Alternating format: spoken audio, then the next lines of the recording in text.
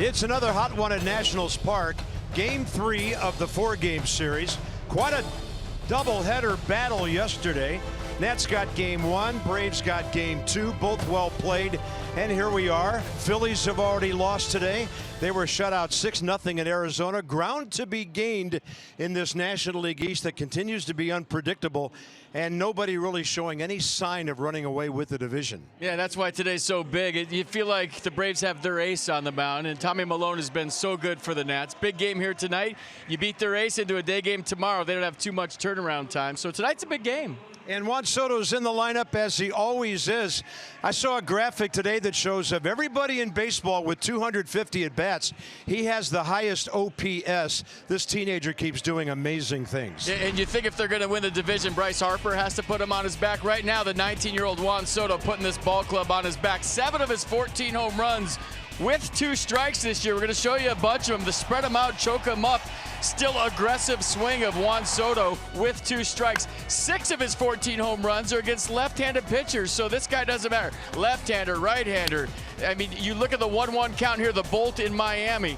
So 13 games since July 25th. He's 17 for 46, a 370 average, and 4 home runs. He's has 14 walks and scored 16 runs. The 16 runs, Carp, to me, is the biggest sign. And guess what?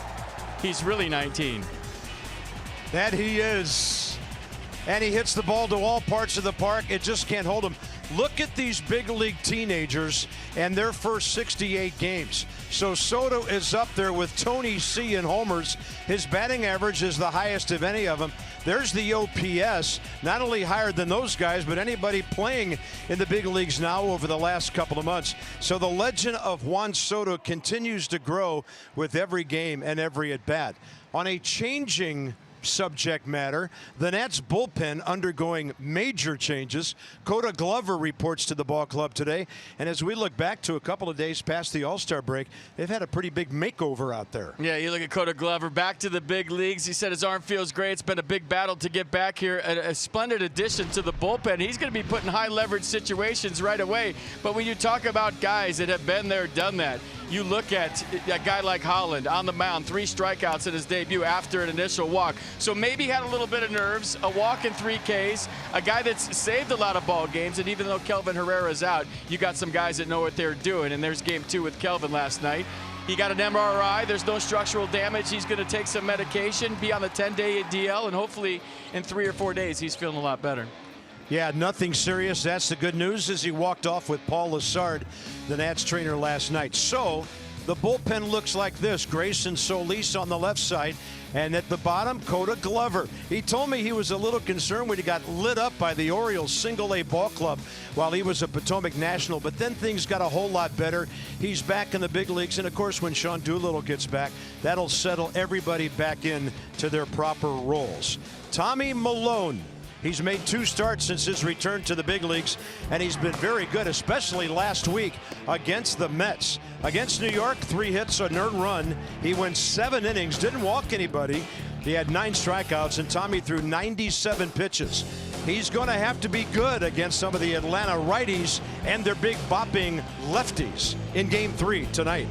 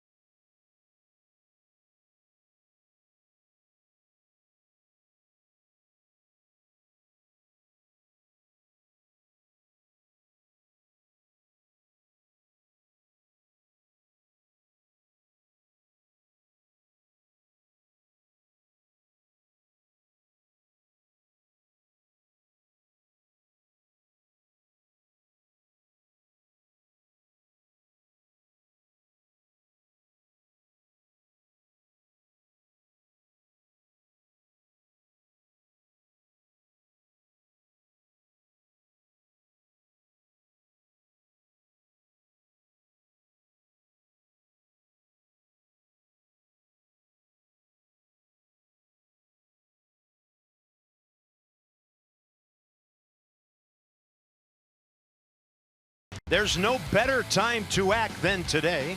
PNC, make today the day. Bryce Harper standing tall against opposing pitchers lately. He's hit safely in 10 of his last 13 ball games, batting .370. So the Nats slowed down by Sean Newcomb and the Atlanta bullpen last night. Partly cloudy, 90 at game time. Humidity is down. That's great news. Not up in the 70s or the 80s like we've had on this homestand. And we got some game notes prior to the Nats' 114th game of the year. So Soto has a 13 game on base streak now, and he's been on 40 of his last 45 ball games. The Nats pitchers, they can hack. Max Scherzer leads the way. Tanner Roark's had a good year with the bat, and Nick Markakis 45 multi-hit games, #1 in all of baseball. Steven Strasburg had an extended side session today out in the right field bullpen, FP, and many feel, and we agree, that if the Nats are to eventually win this thing, he's got to be a big part of it for the last 5 or 6 weeks. Well, it's just a good sign seeing him throw like that. Looks like he's wide open, full speed. See how he comes out of it, but he gave you the thumbs up, so we're giving him the thumbs up. Can't wait to have that guy back. The Atlanta Braves are second in batting average behind the Cubs. They're 5th in runs. They're 9th in home runs, and Ozzie Albies having a great year. Look at the extra base hits. Top 4 in the National League. He has scored 78 runs. That's #2. Leads in doubles. This second-year man really something, and the switch hitter is batting .313 from the right side of the plate. So all their regulars in there tonight, except for Dansby Swanson. He gets a night off. And here's Tommy Milone. 2 career games against the Braves, spanning 2 2/3 innings. Yeah, 31 years old, 6 feet, 220 pounds, tossed 7 innings of 3-hit, 1-run ball en route to his first win of the season on the 1st of August against the Mets. Struck out 9 Metropolitans, didn't walk one. So get this, the last 2 starts for Tommy, 15 strikeouts versus 0. That's right, 0 walks. And here's the defense behind Tommy Milone tonight. Soto, Harper, Eaton is your outfield. Turner, Rendon left side, Murphy Adams right side, and Matt Wieters behind the plate. Here we go, play ball. Matt Adams back in the lineup at first base.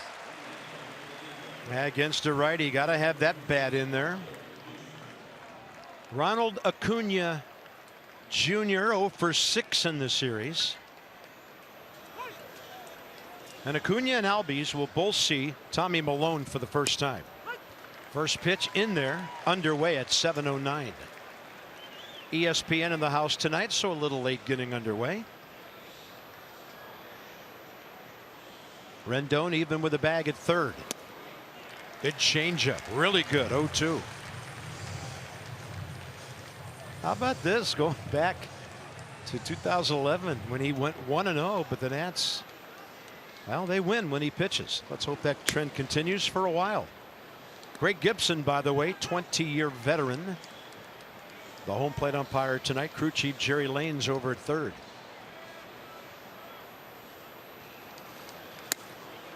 Milone a little high and tight with the fastball. 2-2. Make them aware of the heater in. See if they go change up on the other side off of this. That was pretty close. They did go change up, just missed.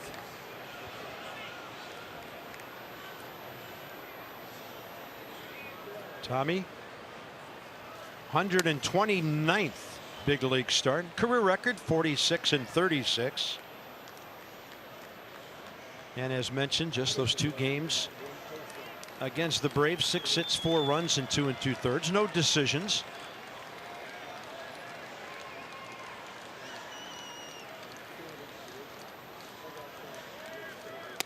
And he threw him a strike. Little paint on the inside edge. 16 strikeouts, no walks in just over 12 innings. Just love his delivery. It's so smooth and compact, and then the fastball seems to play up from the 87 to 89 you see on the screen. This is just perfect command. Look at Wieters' glove. Didn't even move it, and Greg Gibson loved it. So make that 16 strikeouts and no walks his last 2+ starts. Here's Ozzie Albies. First pitch, Rendon right there, cut of the grass. A very quick second out. And you face Freddie Freeman the way you like it. Bases empty, 2 down. He'll be the first Brave in the lineup to have faced Malone before, and then Markakis. Freddie 0 for 1 against Tommy. Nick 1 for 7 in some American League battles. And Freddie with the 9-game hitting streak. 343 during the streak, and if he gets a hit tonight, it'll be his 3rd double-digit hitting streak of the season. How about that?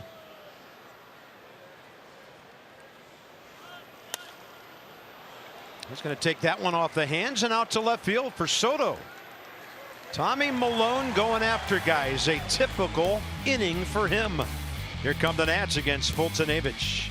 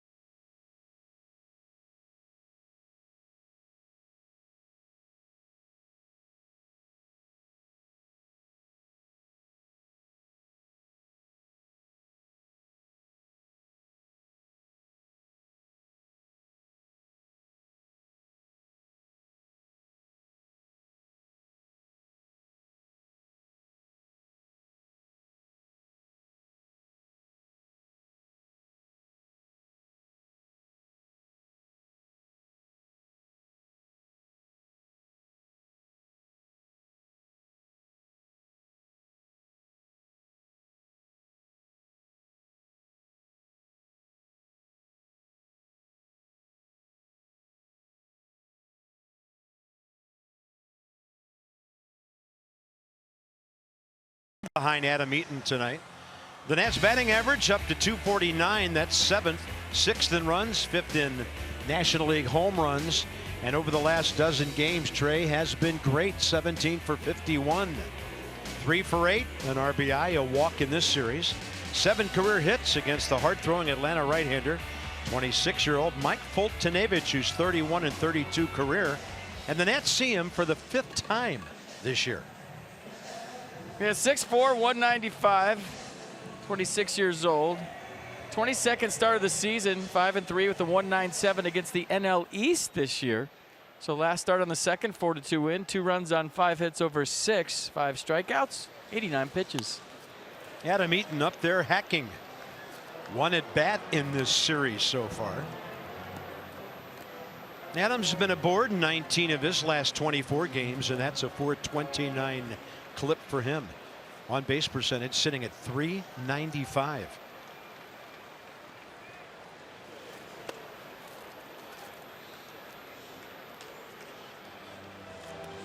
Fultonevich career against the Nats 4-4, 10 starts, 1 complete game, and a 4.26 ERA.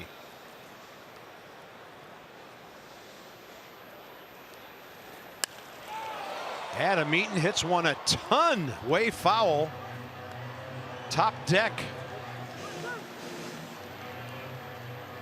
You know, the times we've seen, they had no idea they were getting the ball, by the way. They sat in those seats tonight. They're like, no shot, just enjoy the game. We got a good seat, but we're not getting a foul ball. Eaton this time up the middle. To the right of Albies, and a base hit for Adam, and he's going to keep on going, and he's easily into second base. He didn't sense a lot of urgency in the Atlanta outfield, and Adam Eaton turns it into a double. Well, he came out of the box roaring, and then he hit the brakes. So nice job on the off speed. Not an easy job to get a hit on the Fultonevich off speed. I'll get into that a little bit later, but you look at Markakis right there, kind of nonchalant, and Eaton taking advantage. So Adam Eaton ready to play. Little shuffle step there, turn on the Jets. And there goes the no-hitter. Adam Eaton with the first knock of the night for the Nats, and that's a double. 10th double of the year. Turner bunting on the first pitch. Bunted it hard. It goes foul down to Culberson. The Braves defense tonight behind Fultonevich. Here you go. Duvall, Acuna Jr., Markakis the outfield. Camargo, Albies up the middle. Culberson, Freeman at the corners. Tyler Flowers doing the catching. I think Markakis got caught napping there. That's usually something you don't see from him. 7 for 23, a homer, 2 RBIs against Fultonevich.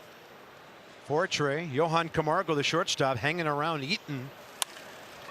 And then the ball squirts right to his right. Low throw. Freddie Freeman can't dig it. Eaton to third, and the Braves have come out sloppy here in the first inning.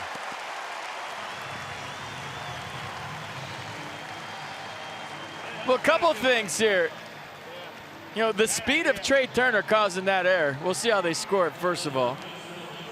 But Johan Camargo, a guy that we've seen play third base, throws this a click early because of the speed of Trey Turner. Watch him take it toward third base, and then he doesn't set because he realizes if he does, Turner's going to beat it out. So he threw it before his feet were under him, before he was ready to make the throw. And usually you see Freddie on the back end pick you up right there. Couldn't do it. Eaton alert, gets to third, and a lot of action here early. I was about to say, Cart, before the Eaton hit, the times the Nats have gotten to Fultonevich, it's been early in the first or second inning. That's when you got to get to him. Anthony Rendon, the hitter. So Eaton to third when that ball got away. E6 on the throw. Camargo's 8th error of the year. Now, of course, the Braves have to deal with the #1 running threat in the league at first base. Trey 31 out of 38.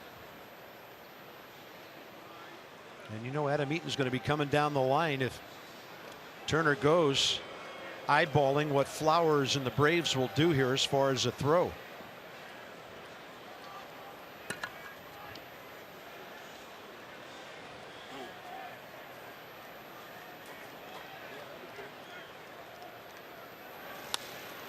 And a rocket hooking. Strike one. July 22nd, right here, the Nats, as FP mentioned, got him early. 3 runs in the first. Anthony Rendon tucks one right down the right field line. Bryce in, Eaton was there, Soto in on it. Nats would go on to win on 15 hits, 6-2. Fultonevich lasted 5 2/3, 4 runs, 9 hits. And there's a base hit. Turner had started towards second, then kind of stopped to make sure that ball got through. And we've got a line moving right out of the starting gate tonight.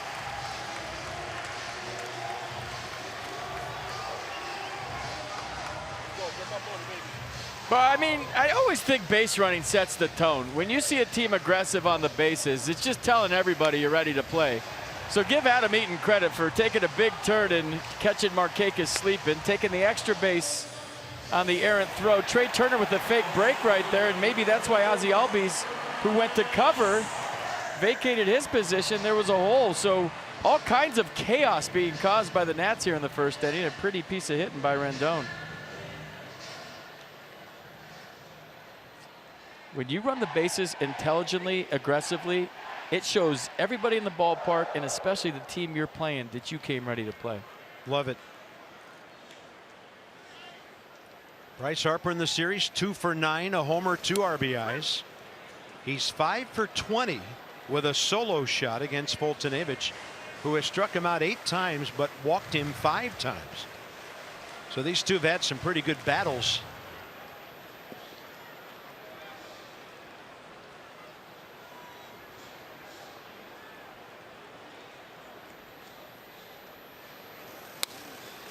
And Bryce, an aggressive swing off to the left it goes, 0-2.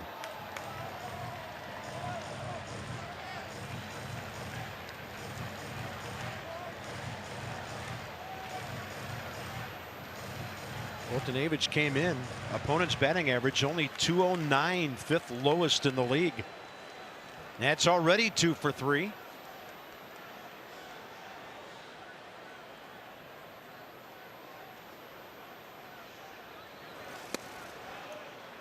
The fake break is an underrated thing in baseball. Trey Turner was trying to steal. Watch Trey, and then watch Albies go toward the bag right there and create the hole for Anthony Rendon.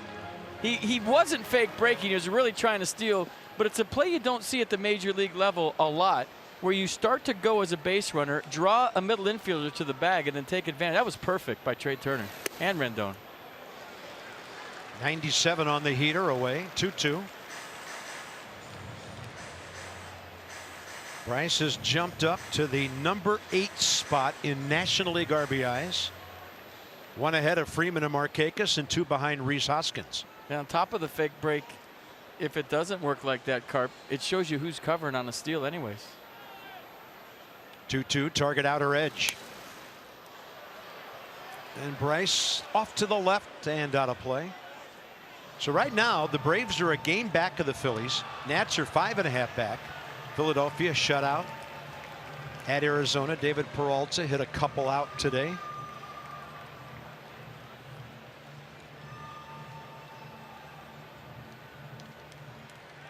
Yeah, sooner or later you got to start winning games when they lose games. It's that simple.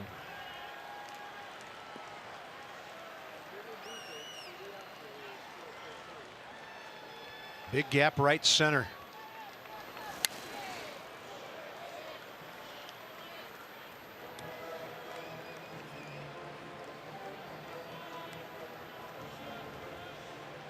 Teenagers in love with the home run.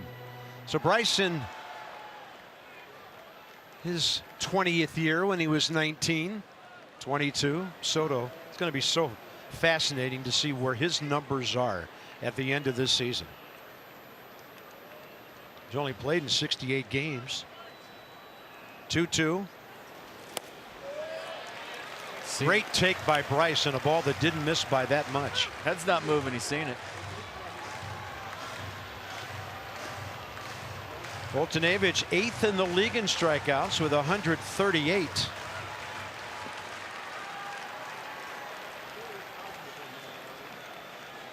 Nothing workable on the pull side during this AB yet.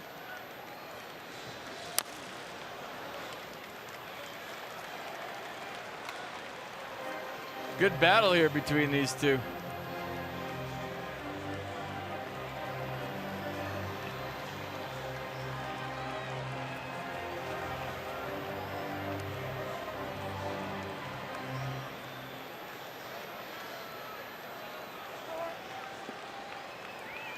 Ninth pitch coming. 17th of the inning. And Jerry Lane, the crew chief, says Bryce went around, and Bryce was walking back to the dugout. He had sensed that he took a cut here, 1 out.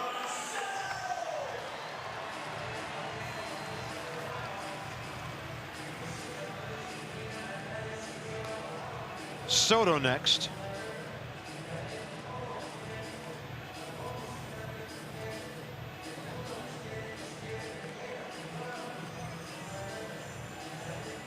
In a rather bizarre turn of events, Juan Soto had a hit taken away from him because of a rule change in that crazy play involving the left field wall yesterday. They took a hit away from him because they said Trey Turner never made it to second base, so the batter could not be credited with a hit. Trey did go to second. He had to come all the way back, but he didn't end up there, and that kind of shook out real crazily there. And so he's batting .311 instead of .315.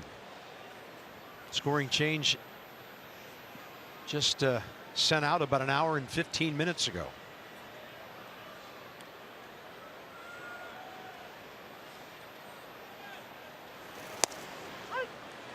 One in the series, 3 for 6, 3 walks, a homer, 2 RBIs.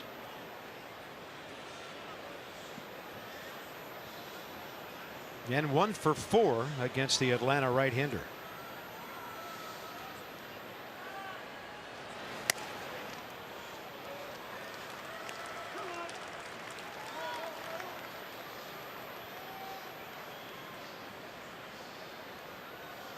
Only Villanueva of the Padres with more homers.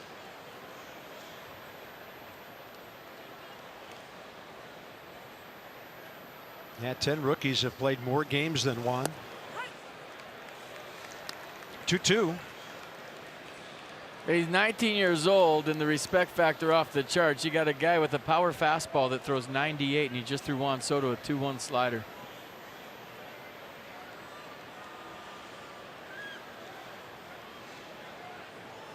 And now he gets into his comfy stance, I feel like.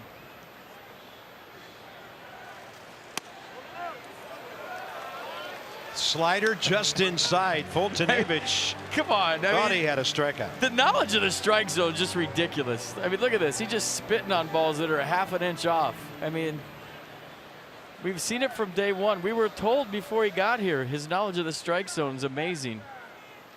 And we've seen it night after night, at bat after at bat. Not afraid to hit with 2 strikes. I think that's the biggest thing. He don't care.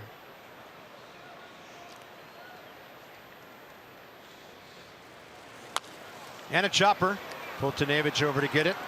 Shovel to Freeman. Both runners move ahead. 2 down.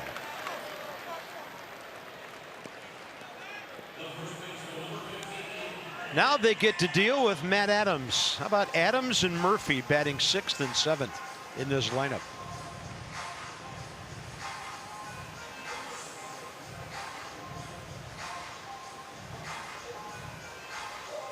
Adams traded to the Braves from St. Louis on May 20th of 17. Hit .315, 19 homers, 58 RBIs in 100 games.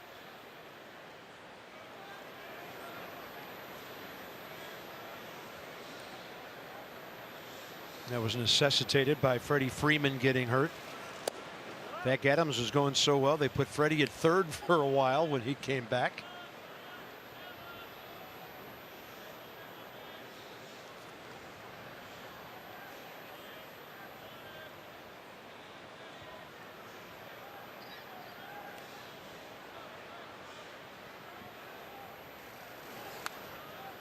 That's a huge rip. 1-1.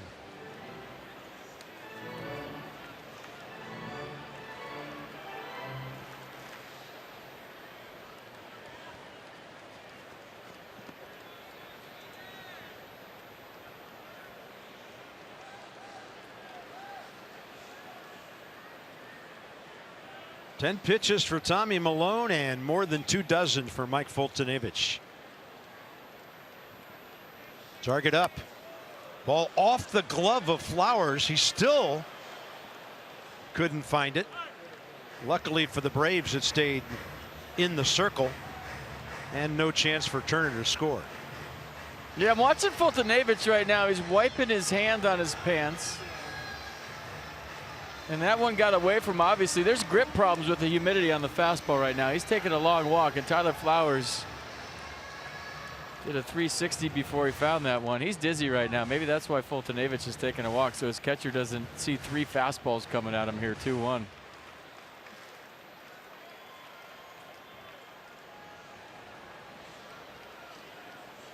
Two on one to Adams.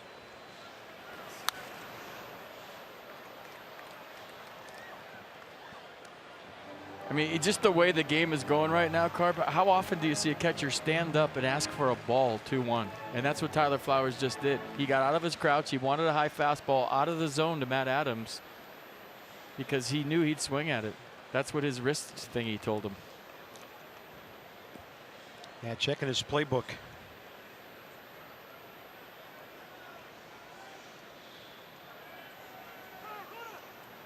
Now time.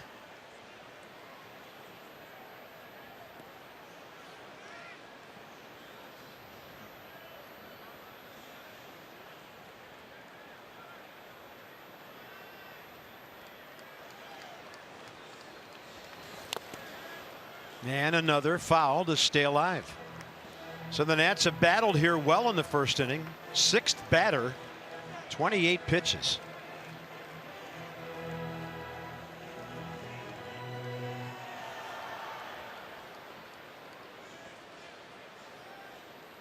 Interesting. First 2 games of the series, team that scored first lost. Doesn't mean you don't want to score first in game 3, and the Nats trying to make this a crooked number in the first inning. Mercedes-Benz on the pitch cast. Adams will take a bouncer, and Turner was well down the line. 3-2. Heck of a block by Tyler Flowers right there to keep Trey at third. That was an 82-mile-an-hour slider in the dirt. And watch him just use the chest protector, stay soft right here, and keep it right in front.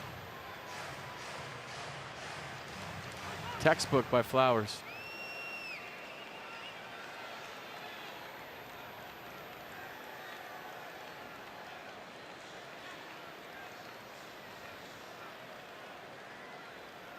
Pitch number 30 is a 3-2 to a big power guy. And he takes it. Bases are loaded. Passing it along to Daniel Murphy.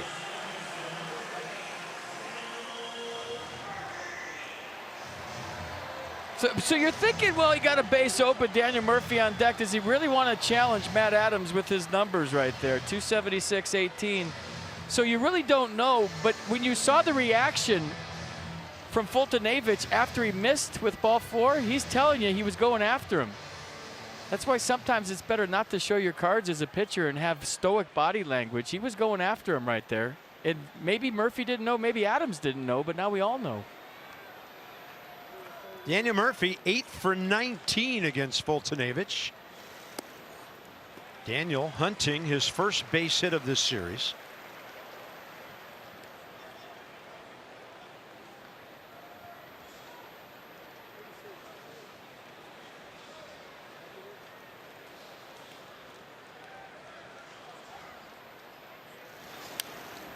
One.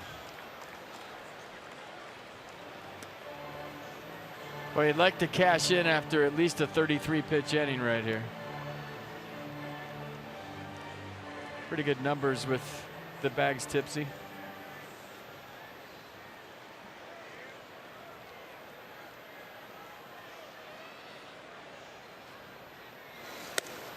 Up and away, easy take for Murphy. Yeah, he's having grip problems, going for the rosin after every pitch. Watch this. There's Trey, reached on an error. There's Rendon, RBI single. Matt Adams pops up. He just walked. I need that every pitch. That's our view up here. I need that every single pitch. I like it. That's cool. 2-2 now. Every time I wonder what our crew's going to think of next, they surprise us.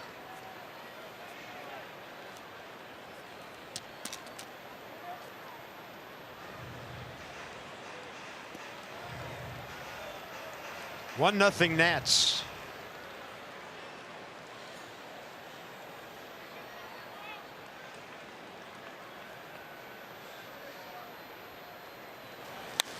Murphy high in the air to center. Ronald Acuna Jr. Ball finally came down about 380 feet away. Long inning. Fultonavich keeps it to 1.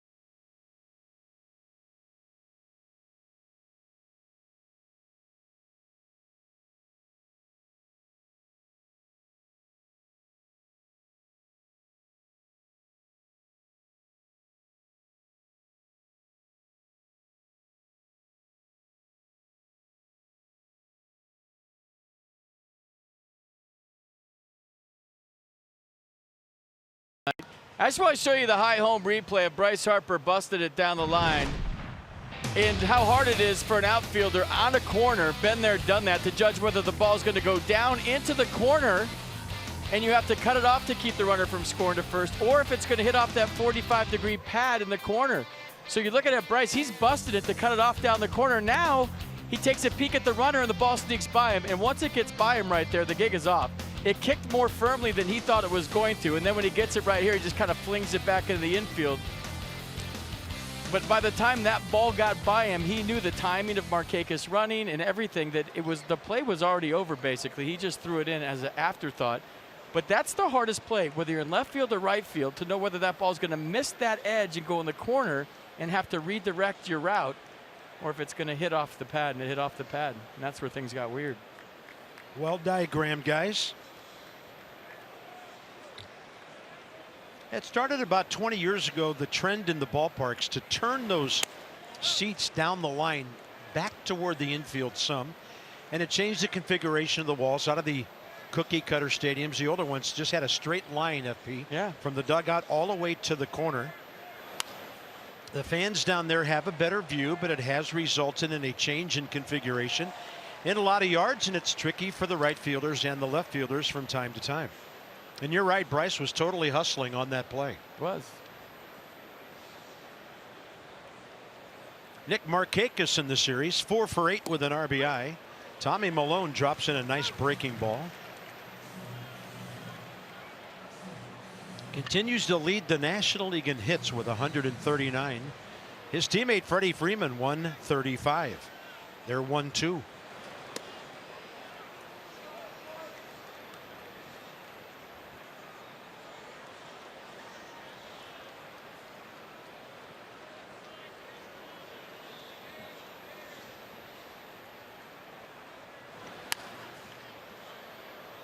Be well out of play as Wieters moved out to that same location.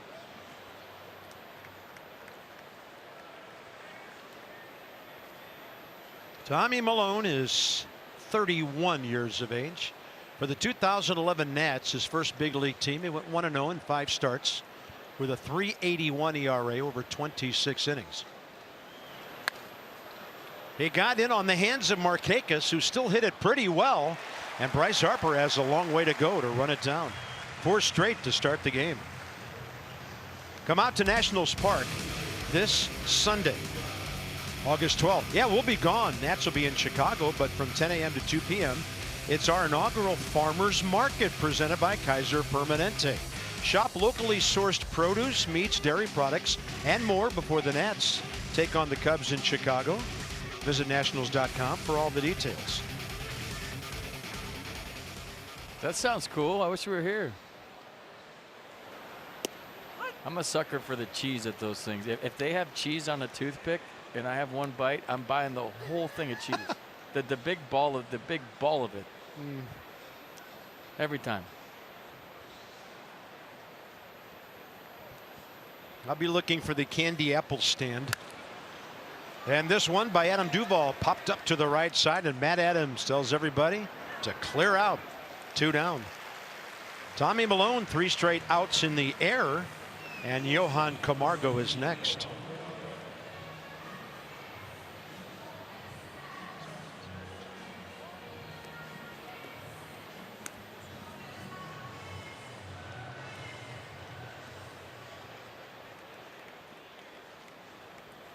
Camargo, a walk, 2 hits, and RBI against the Nats yesterday.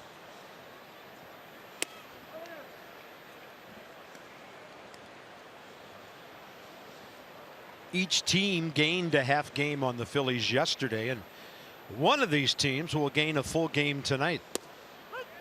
1-1. Camargo 295 right-handed, 254 overall. Sees Malone for the first time.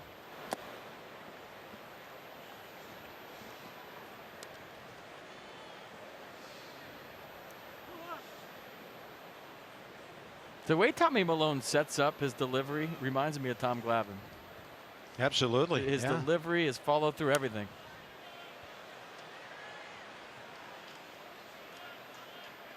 changeup is his thing. I think. Nice try down there. The changeup is his thing. I mean, you wasted a perfectly good beer. You might as well catch the ball. He's in the Delta Club. They have more. He throws more inside than Tom Glavine ever did, but the delivery and just even the way he stands before he winds up. Watch, he looks like Glavine. Yeah, doesn't look max effort, does it? No. Right side, base hit. Murphy was shaded up the middle. And Camargo, even with Adams way off the line, able to sneak one in between. Good young ball player. They made him their starting third baseman when he got healthy toward the end of May. And Tyler Flowers follows Camargo here in the second.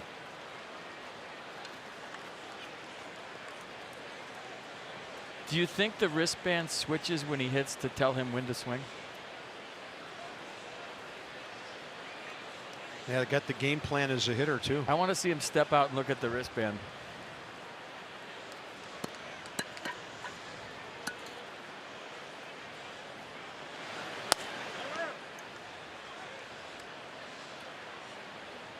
Because I'm thinking it's telling him to swing here.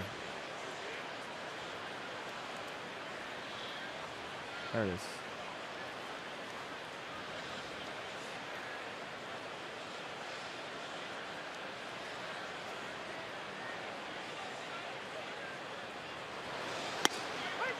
On the inside edge, 1-1. Flowers has always been a good hitter. 270, 281 his first 2 years with the Braves. 225 right now. He caught game one, went 0 for 3 with a walk yesterday. Kurt Suzuki, the former Nat, had the nightcap. And Flowers will hit a rocket out to left center. Soto is playing way off the line. And the Braves have 2 consecutive hits with 2 outs to get the always dangerous Charlie Culberson to the plate. A nice piece hit by Flowers, going down and staying through the changeup. Kept his bat in the zone a long time.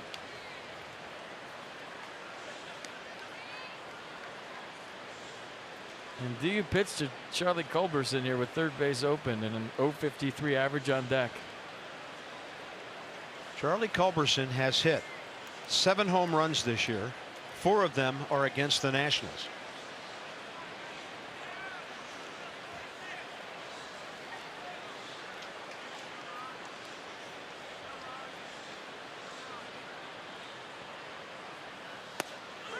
And Malone delivers a good location on the heater. So this year Charlie is 10 for 30 against the Nats. 4 homers, 5 RBIs.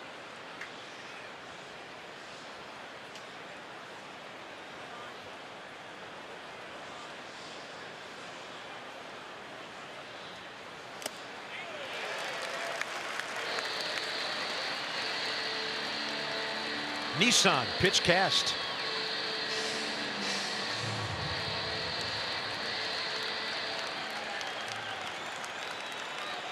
So a called strike and then a hole in the swing up there. Where do they go from here?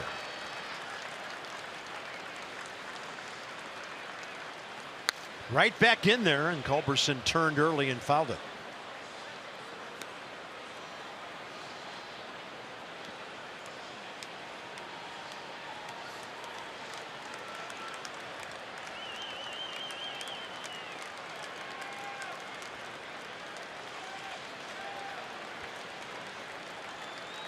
Culberson, a Georgia guy, born in Rome, north of Atlanta.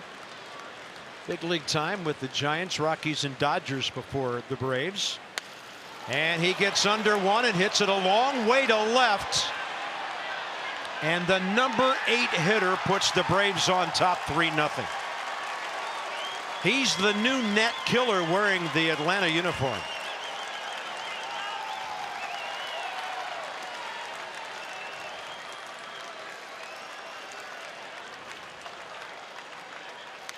Well, gambled right here, and it didn't pay off. They were going for a 2-out third inning by trying to get the 8th-place hitter out here to end the second.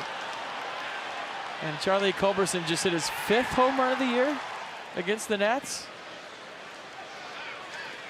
Out of his 8.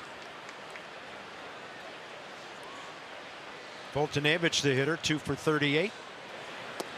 Ball 1.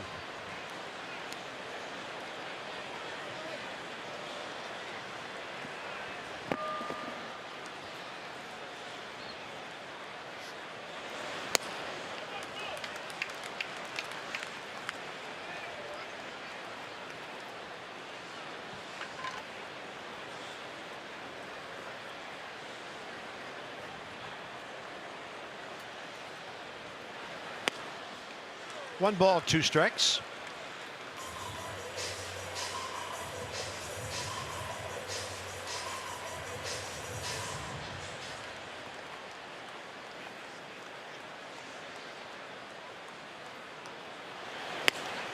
That'll do it for the Braves in the top of the second. It all happened with 2 outs. Camargo and Flowers singles. Culberson, huge 3-run homer.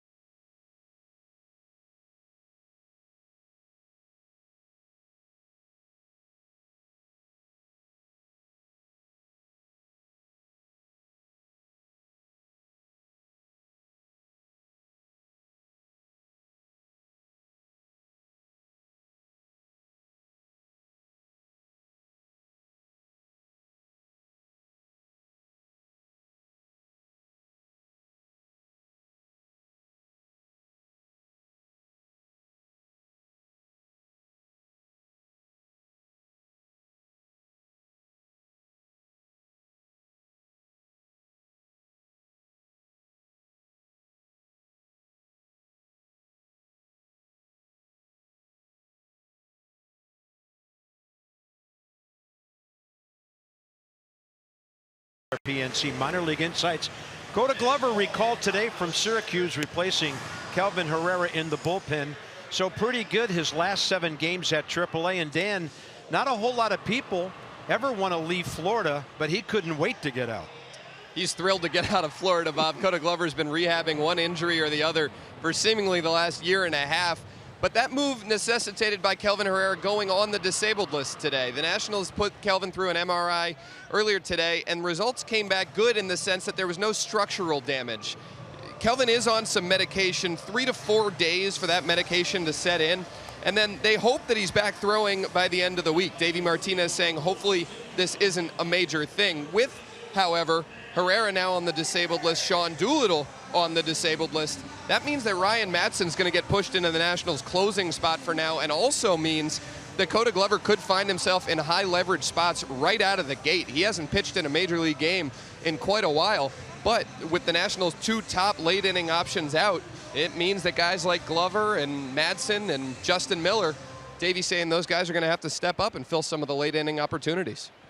Guys are going to have to step up, Dan. The 2 key words. Thank you. Here's Wieters, bottom of the second. Good to see Coda back in a big league uniform. He had 8 saves in 23 games last year before he got hurt. Matt Wieters 4 for 13 in RBI against Fultonevich, who threw 35 pitches in the first inning, and now with a 2-run lead, he misses on his first 2 offerings.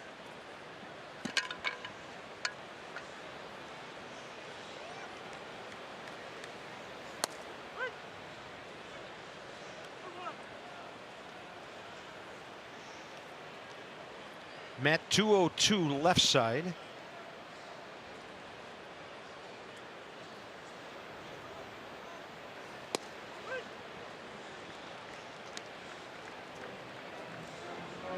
Fultonevich got to feel like getting out of that bases loaded jam and then his team dropping a 3 spot that he's got a big time redo. Yeah. Huge mulligan early in this one. 2-2 pitch. Wieters to right. Back is Markakis. Just onto the track for the first out. All right, Nats fans, the 2019 Nats pet calendar is available right now. I always read this thing. I want to look at the pictures. You guys can read the stuff on the screen. I'm going to check it out with you. I like the cat on Wieters' shoulder. I don't think you can beat that. And is that a cat on Roark's back too? I like it. Tommy Milone 0 for 3 with the Nats, 7 for 39 as a big league hitter. Pretty good rip. First pitch he ever saw as a National ended up in the right field bullpen. His only career home run. He's driven in 5.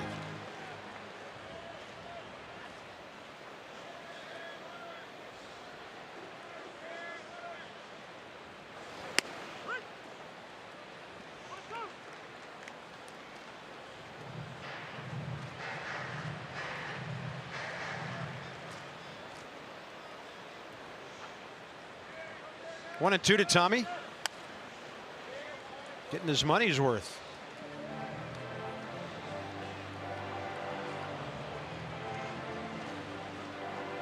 Trouble with the grip throughout this whole at bat.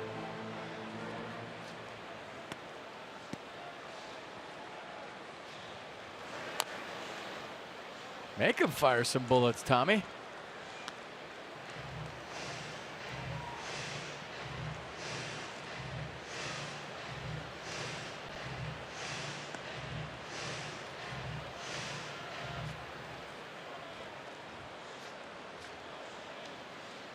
One, two, the count remains. So now Foltynewicz trying to get a grip out there as well.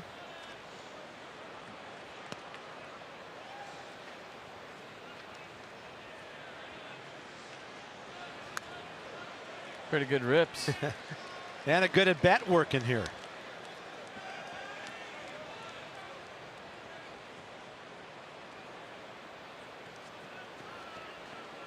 So 6 on the Mercedes-Benz pitch cast already.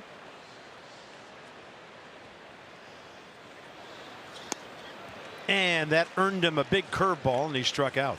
Foltynewicz, second K of the night. When the Nats scores 7 or more and win, you get 50% off regular menu price online orders at papajohns.com with promo code NATS50. Enjoy the quality pizza you've come to expect from your locally owned and operated Papa John's.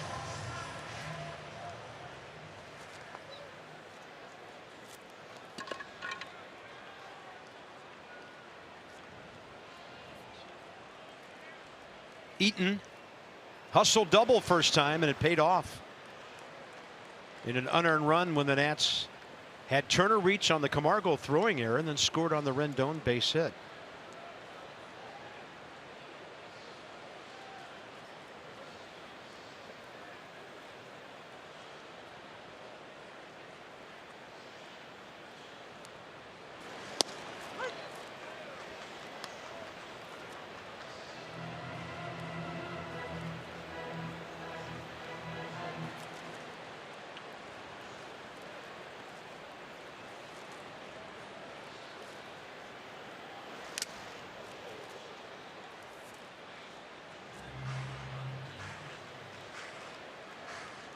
Had a meeting talking to Tyler Flowers, making sure he's okay. Fouled it right off his mask.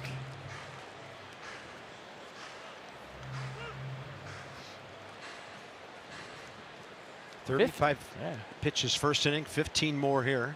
It's a lot. Thanks to Tommy Milone's at bat.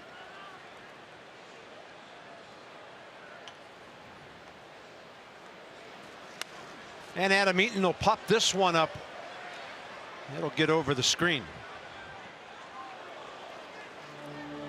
51 pitches in an inning and 2/3 is a lot. In his complete game against the Nats on June 1 at Atlanta, 4-0 win, he threw 106 pitches. Gave up just 2 hits, walked 1, struck out 11. So almost halfway there.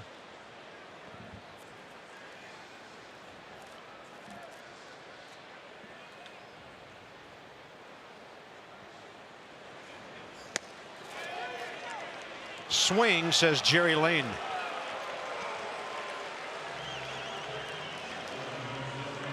That's it for the Nats. 1, 2, 3 in the second. Adam Eaton a little disbelieving on this one.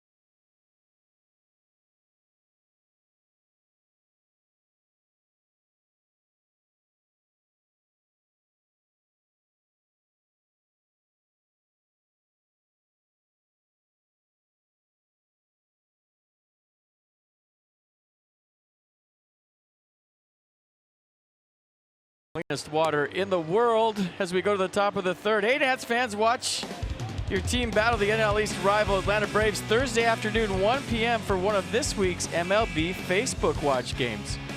It'll be Scott Braun, Mark DeRosa, myself, and Masson Dan. So a lot of Nats influence on that broadcast tomorrow. Follow MLB Live on Facebook to catch exclusive national game broadcasts all season long. So Bob gets a well-deserved day off tomorrow, and there's tomorrow's starters. I'll be tweeting about every word you guys do. I'm Facebook. I'll be your watchdog tomorrow. Facebook. Media watchdog.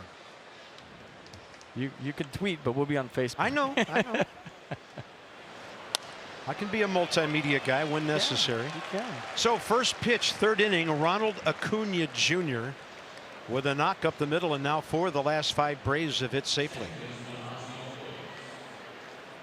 Ozzie Albies is next, and he was out on 1 pitch in the first inning with a grounder to Rendon.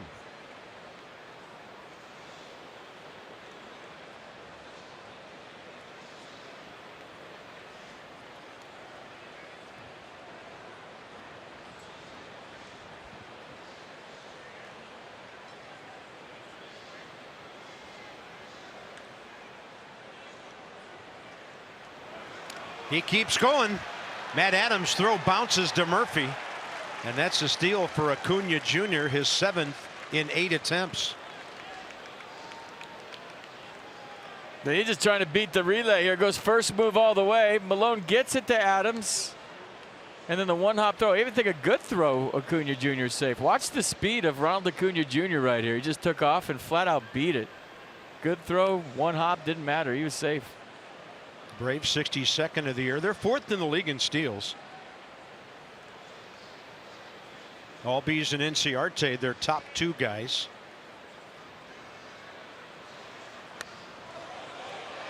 And that is jacked right out of the ballpark over the dugout on a bunt. Twilight time arriving. I think I saw today that sunset tonight would be officially at 8:10 p.m. So the days are definitely getting shorter, and the baseball night's getting a little longer here.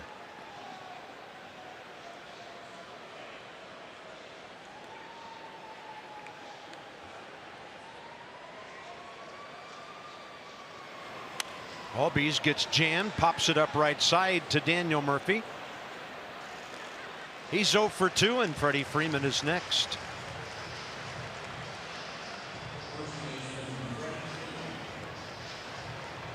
Non-productive out there. Freeman fly ball to left. Tommy jammed him pretty well first time, and Juan Soto went and grabbed it. An indication of how Freddie Freeman goes to the opposite field. And tonight there's a lefty on the mound as well. The fact that Soto's playing maybe 60 feet off the line in left. And there he goes again.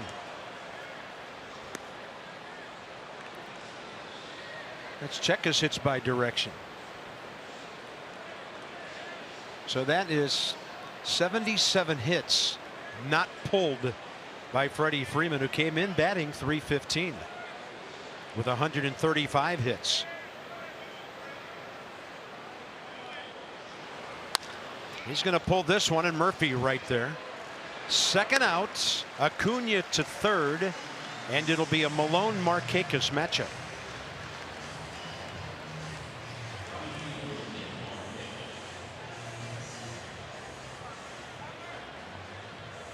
This is a tricky one for me too, Card. You got 139 hits in the batter's box. That leads Major League Baseball, and you have 203 on deck. One's left, one's right. So how would you play it, I guess? You got the guy that leads baseball in hits, but you got the left-on-left matchup, and you got a guy hitting 203 on deck. Yeah. Who popped up the first time. I don't know. Nick Markakis is 8 for his last 14. He's going to go the other way, and Soto's going to chase it. Last second adjustment. That's a fair ball when he makes that reaching one-handed grab. So the Braves strand their first runner of the night. And after 2.5, it's Atlanta 3-1 with Turner, Rendon, and Harper straight ahead.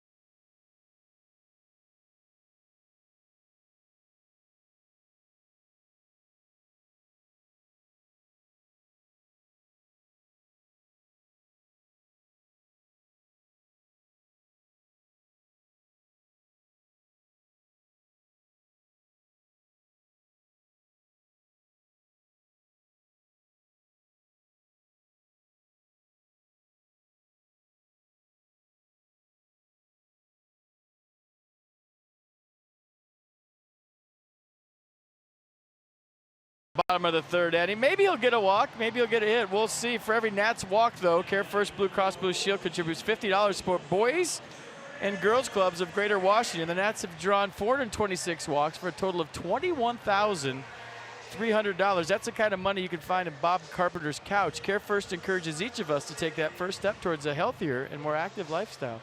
Got to get me off the couch first. Good luck with that. And we're going bottom three. Nighttime falling here.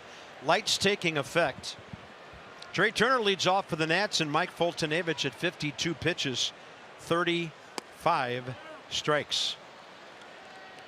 Trey pressured Johan Camargo into a bad throw and an error his first time up. On a bouncer to short. 1 ball, 1 strike.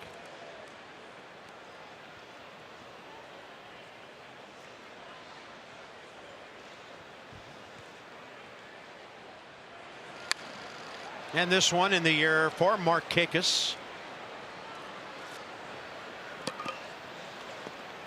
Foltynewicz now, after a rough start, has retired 7 of the last 8 Nationals batters.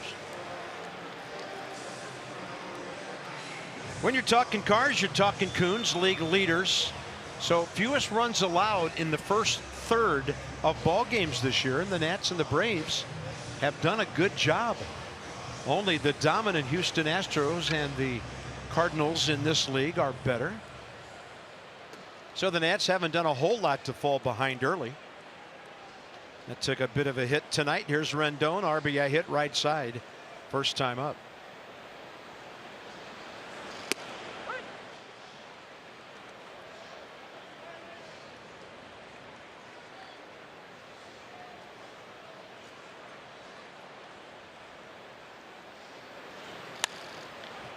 And another ball in the air for Markakis.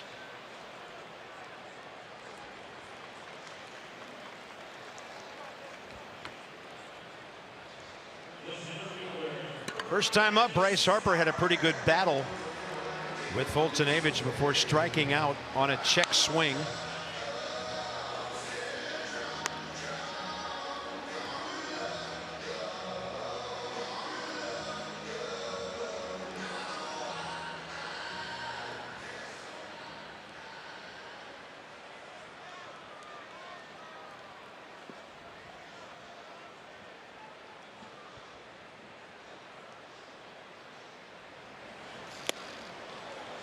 '97 on the homestand. Bryce just under 400. His share of extra base hits, scoring a lot of runs. Bryce Harper 71 runs scored, 7th most in the league. Trey Turner is 10th at 69, and a healthy hack off to the left side. And see where he's looking after the swing. He's thinking about left center field. Pulling his hands inside on the practice swing right there, trying to get the hands inside the ball and use the big part of the ballpark. Up the middle the other way has been key for Bryce in this homestand. Target away.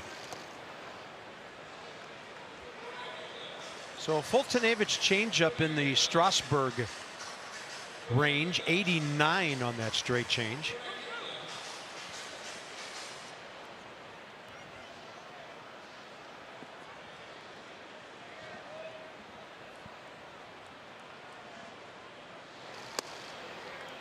Goes out there again. It stays away. 2-2.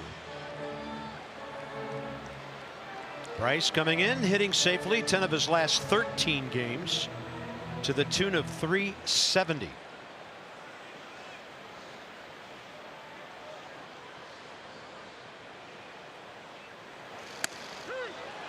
Wow. Flowers wanted it up. He got it from his pitcher. Bryce thought it was out of the zone, and he has some words for Greg Gibson as he walks away. Looked up to me.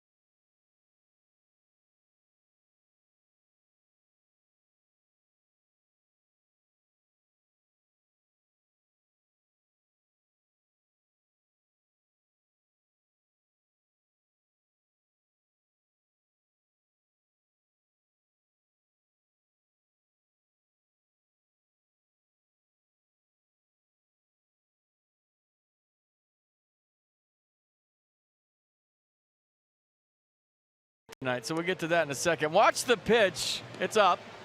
Anytime you see a catcher catching around his mask, you know it's up. It's not even close. And then Bryce Harper walking away says, and you'll see it here in a second,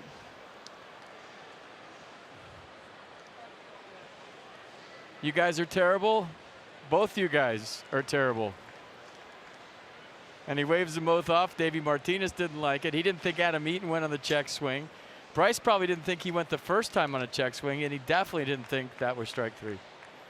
Well, Jerry Lane, the crew chief at third, had a generous strike zone in the nightcap last night. He's at third. So we go to the middle innings, and Adam Duvall, the former Cincinnati Red, leads off for the Braves. And he will promptly hit one hard on a hop to Soto in left. Duvall now 2 for 11 in 6 games as a Brave since the trade. Now to bring in Johan Camargo, and things still look pretty innocent when he singled with 2 outs in the second. Markakis and Duvall had made fly ball outs. Tommy Malone gave up a hit to Camargo, Flowers to left, and then Charlie Culberson, the 3-run homer. Braves have out hit the Nats 5-2.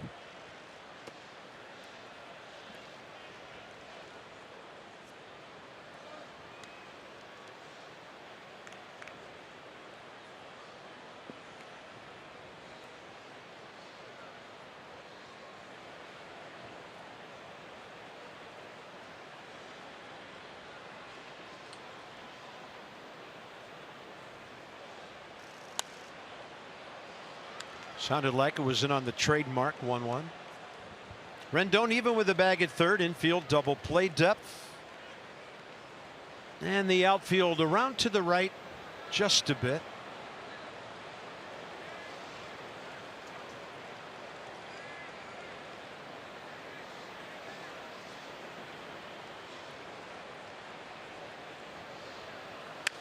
I always felt like as a hitter, if I was seeing the ball well, getting my hits, and had my confidence, I had a right to argue with the umpires.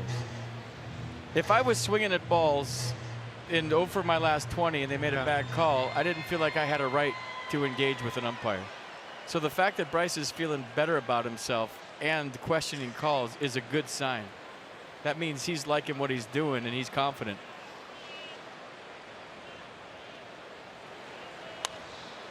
When you're going bad, Carb, you feel like they're right all the time. Yeah. Even if it's a bad pitch, you just feel like, well, you know, I'm over my last 10. They're probably right. And you just go back to the dugout and wear it. But when you're seeing the ball and you're getting your hits, you know they're wrong. Yeah. And that one, not even close. I mean, when a catcher stands up like that, and here's a 1-2 pitch. Swing and a miss. Tommy Malone with his third strikeout. FP, the purpose of that pitch is to get the batter to chase, right? With a swing. Yeah. You never see that called for a strike. That's why we were all so shocked. Same pitch right there. Exactly what we were talking about, the fastball up. Yeah, he chased. So here's Tyler Flowers attacking early in the count. Base hit to left his first time up.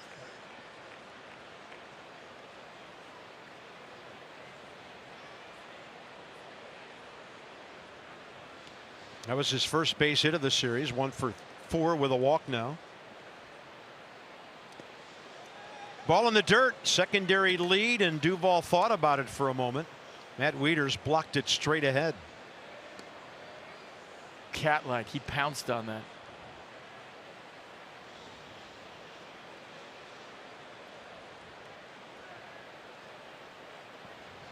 Tyler Flowers has bounced into 4 double plays this year.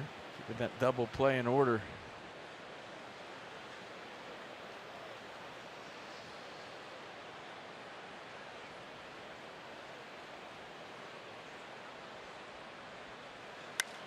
And this ball is way out of here to left.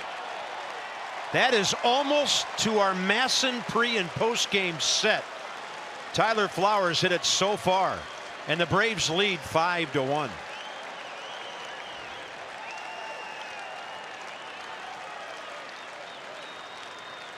That was a monster home run. I'm trying to think of the home runs I've seen go that far in this ballpark. I mean, that was almost on the concourse. 448, they're telling me, but he got every bit of that. Look at where it lands, right up by our camera. Heads up.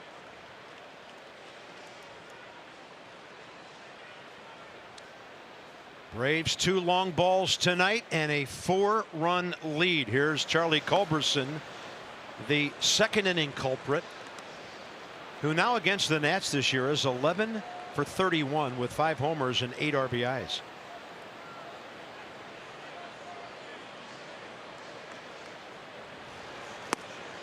At bottom, a changeup, a good one from Tommy Milone, 1-1.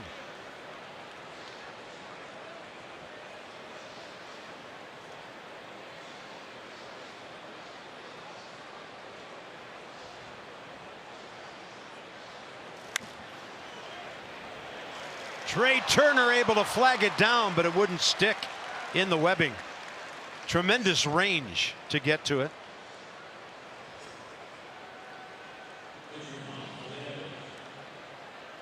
Check out some Verizon Exmo right here. Trey Turner close to this. Tried to hang in the air just off the end of his glove, and Babe Culberson with another hit. 100% fiber optic network, 100% phenomenal. Visit getfios.com.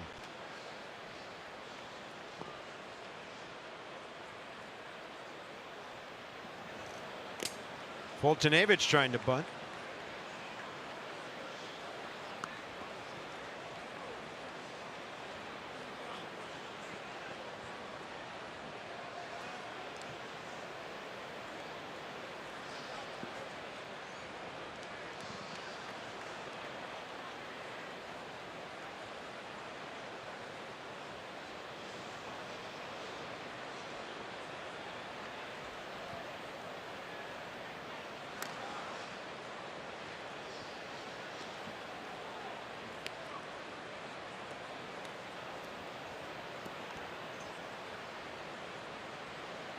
Swinging strikeout first time by the Atlanta pitcher, who's 2 for 39 this year. He has dropped down 3 sacrifice bunts. That one looked like a hit right on the plate. Fair ball. Wieters will throw to Murphy. Foltynewicz never really ran, so 2-3 on the sacrifice, and Charlie Culberson to second base on the second out. Pardon me, 2-4 on that throw to Murphy. Top of the order, Ronald Acuna Jr.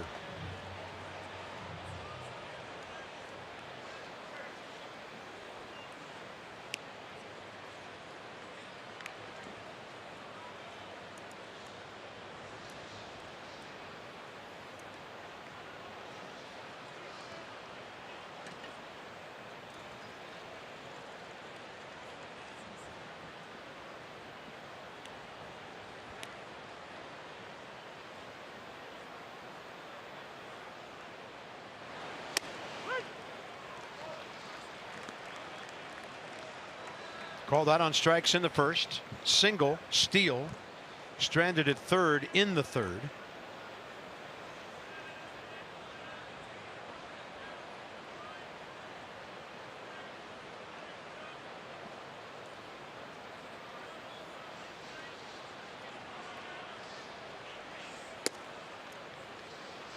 Well, when you talk about Acuna Jr. and Juan Soto in the same breath, Juan Soto probably the better pure hitter. Acuna Jr.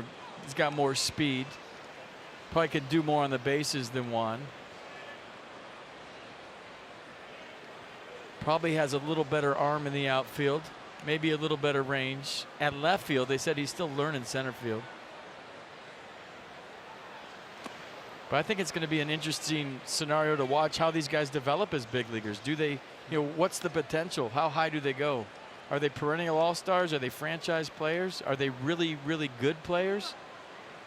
Is what we're seeing right now a glimpse into the future? Are they going to keep this pace up? I say yes. I think, just based on what you're seeing, I think what separates Juan Soto maybe from Acuna Jr. in my mind is the knowledge of the strike zone. Acuna Jr. more of a free swinger. Juan Soto doesn't swing at balls. But you also saw Ronald Acuna Jr. last time outrun a first move steal and beat the relay to second, whether it was a good throw or not. So he's got the speed that maybe Juan Soto doesn't.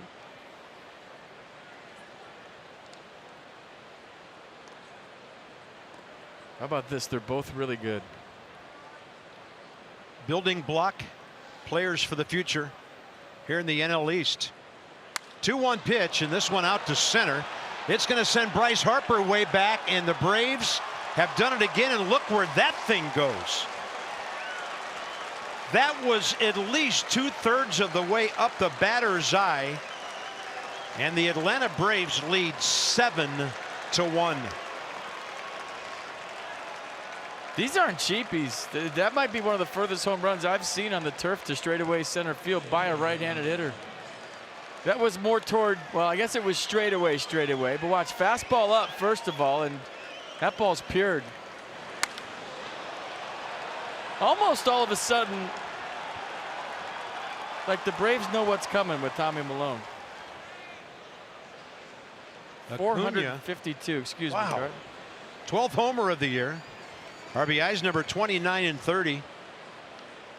Well, the Nats have Soto, Adams, and Murphy coming up, and you figured, okay, it's 5-1. Get a couple of guys on, see what happens. Now, down by 6 in the early innings, and there's a check swing foul off the bat of Ozzie Albies.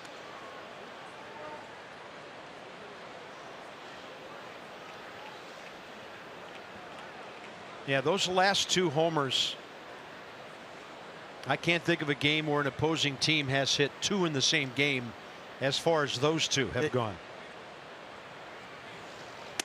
Just normally don't see 2-1 fastballs from Tommy Milone, and it seems like the Braves are convinced he's going to throw him a 2-1 fastball. But when you plant that seed of doubt as a left-hander with a good change that I'm not always getting a 2-0 fastball or a 2-1 fastball, it keeps you off the heater. And for some reason, these guys aren't even thinking about the change. And this one into right off the curveball. Adam Eaton, and the Braves will put 4 on the board on 2 singles. Homers by Flowers and Acuna. And here comes Juan Soto to lead off the bottom of the 4th. Nats need offense real soon.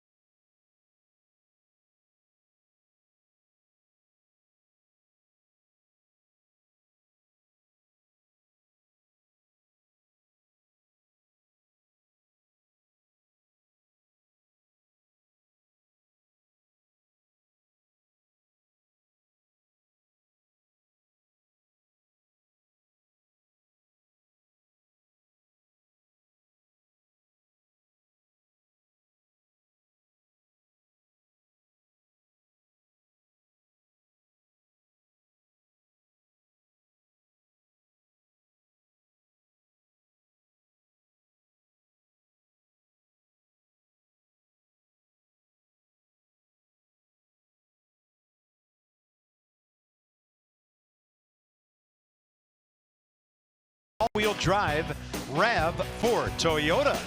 What drives you? Visit buyatoyota.com for great deals. Nats need to get the bats going here. Down 7-1 after 3.5. It'll be Soto, Adams, and Murphy. 15 minutes could save you 15% or more on car insurance. Visit geico.com. See how much you could save. And there's a reason why Teddy's won 2 races all year. He's just not that interested. So George wins it. That's his 20th of the year. Thomas Jefferson has 19. Abe has 15. And Teddy, whatever. Bottom 4. Here's Soto. Fultonevich a strike on the heater. Juan hit a chopper first time. Fultonevich grabbed it and threw him out back in the first. That was his 63rd pitch of the night. Let's go inside the numbers presented by PNC Bank. Make today the day. All right, FP, we take your thoughts into numbers here. And Acuna just hit his 12th. I mean, I knew he had pop. I didn't know he had that. That was. What did it say? 452. So he's 20. Juan's 19. It's 452 where it landed on the slanted, elevated AstroTurf out there, but that was every bit of 500 feet. I'm sorry. And Ozzie Albies was the youngest player in the major leagues last year at the age of 20 until Victor Robles got called up in September. So they've got two. The Nats have two guys that should be doing great things for many, many years. Can't wait to see Victor again. He's at Syracuse, healthy. I'm watching Adam Duvall in left field get ready for a pitch. Watch this, Carp. He gets in a batting stance, faces home plate, and then he almost like he's going to swing as the pitch is coming. Well, the Nats called out on strikes again. Soto inside edge by Fultonevich. Mercedes-Benz on the pitch cast. Well, all of a sudden, Greg Gibson is ringing up the Nats. How's this one look? Borderline pitch goes the Braves' way. Flowers kind of flips his glove on the low pitch. You see that little flip, and he pulled it up and got the call. 5 strikeouts, the first 3 swinging, last 2 called on Harper and Soto. Here's Matt Adams, who walked his first time. And this one high in the air to center. Acuna going back. At the wall, he pulls it back in.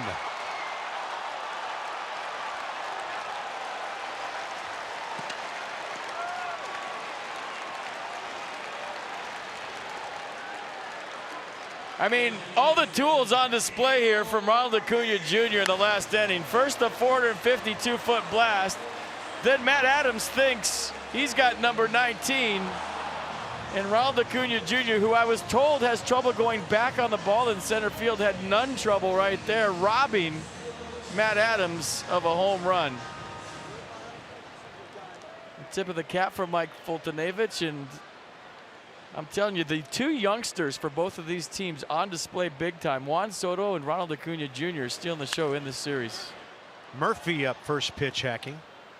Matt Adams inches away from his 19th homer.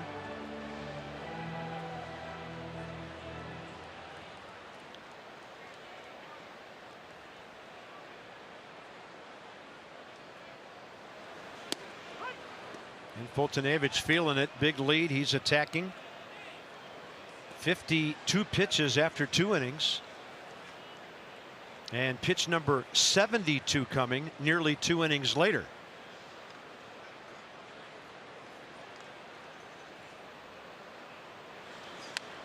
Jams Daniel, who's able to foul it away.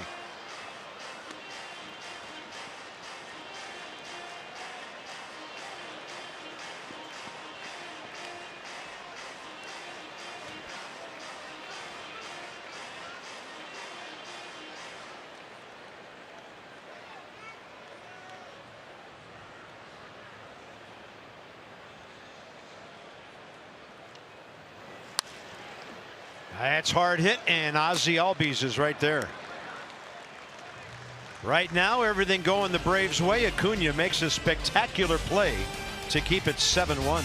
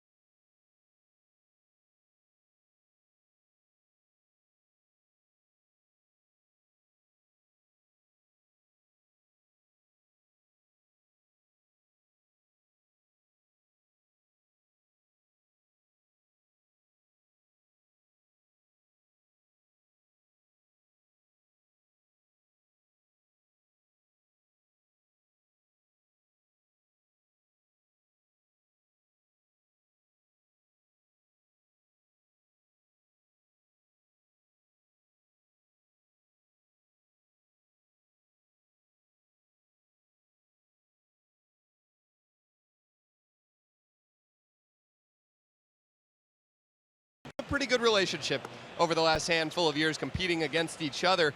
And they joke around quite a bit. So you'd think that after Harper beat Freeman in the first round of the Home Run Derby a few weeks ago, that Harper would be the one talking a little bit of trash. Well, Freddie Freeman told me today that's not the case, that Freddie is still talking trash, even though he lost. Freeman says he's been telling Bryce that he let him win, that Bryce needed it. He said he didn't want to beat Bryce in his home ballpark, essentially that he was being the bigger man.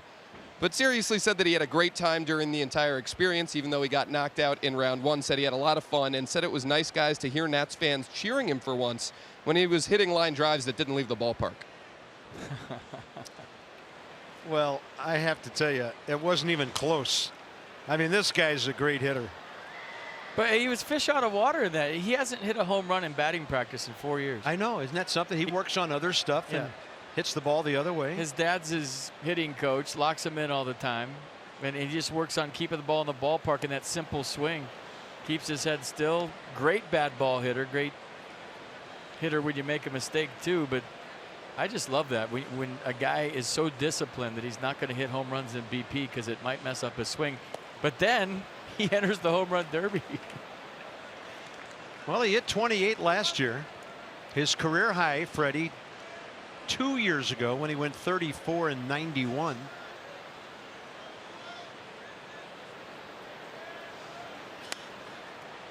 He got jammed on that one. Matt Adams first out, fifth inning. Freddie Freeman's 0 for 3 and the Braves are scoring a lot. Potomac Nationals check out their weekend series toward the end of the month. WWE night on Friday. The Roark bobblehead giveaway on Saturday. So that's the weekend of the 24th through the 26th.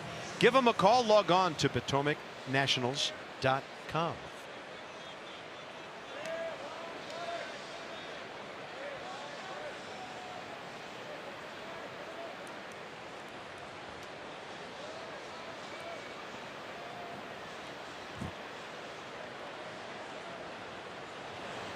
You might look at the book and say, what's going on? Freeman and Markakis are 0 for 5. But the Braves have 7 runs. Nick, a fly ball to center and a fly to left. Tommy Malone's batting spot is up second in the bottom of this inning.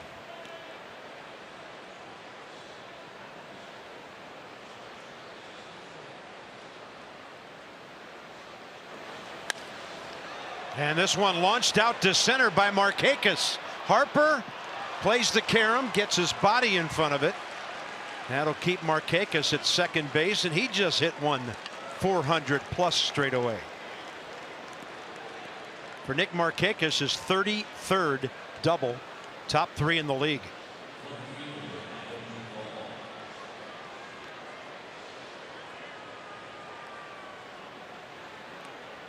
Another fastball, another lot of plate fastball, and Bryce Harper, it's all he could do is play it off the wall in a hop.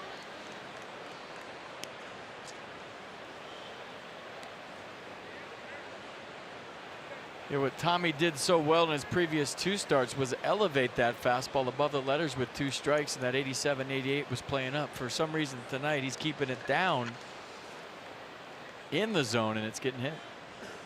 Adam Duvall base hit last time, 1 out in front of the Tyler Flowers home run.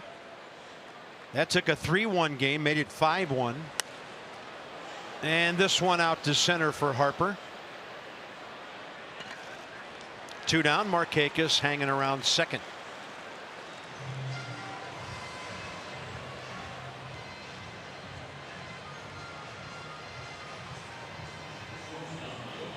Tommy had given up 1 home run in his first 12 innings as a Nat in those 2 starts. 3 tonight, and Camargo 1 for 2.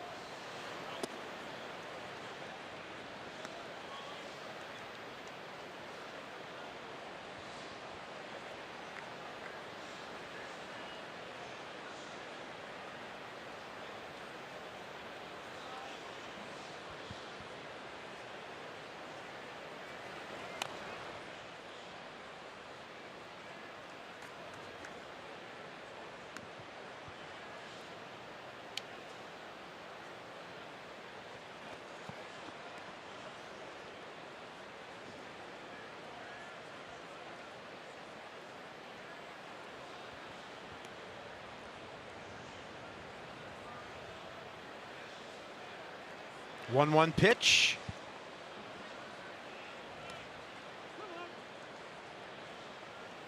And Davey Martinez looking at his scorecard right now, talking to Chip Hale. They're thinking, who's pinch hitting for Tommy and who do I get up in the bullpen? He's trying to get Malone through the 5th here.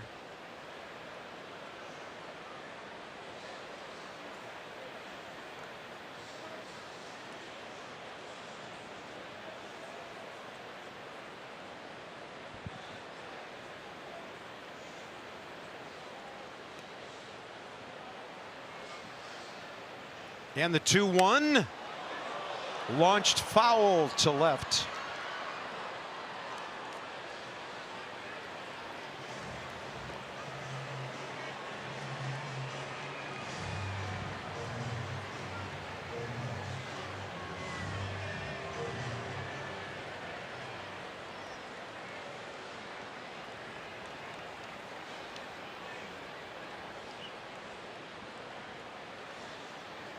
And the 2-2 with 2 outs. Into center, and Bryce Harper going back. Able to flag it down right on the edge of the track. Braves dialing long distance tonight. 8-9-1 ahead for the Nats.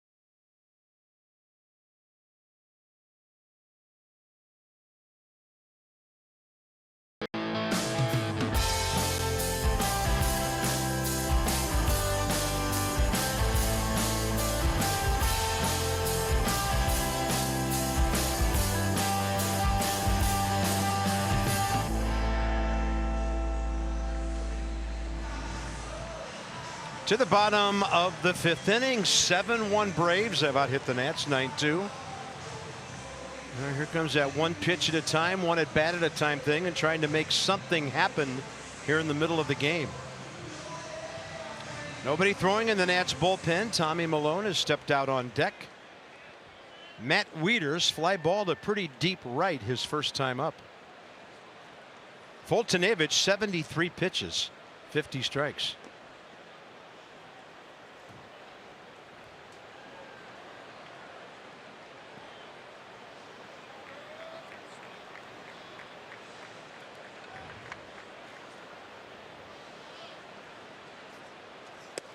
Fastball in there.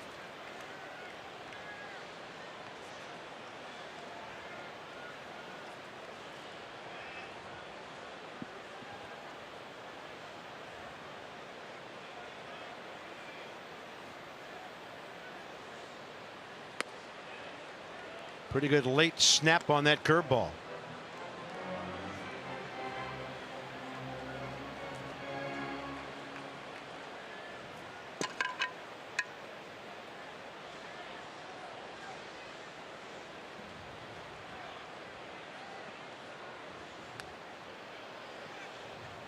Got a hanger right there, wants it back big time.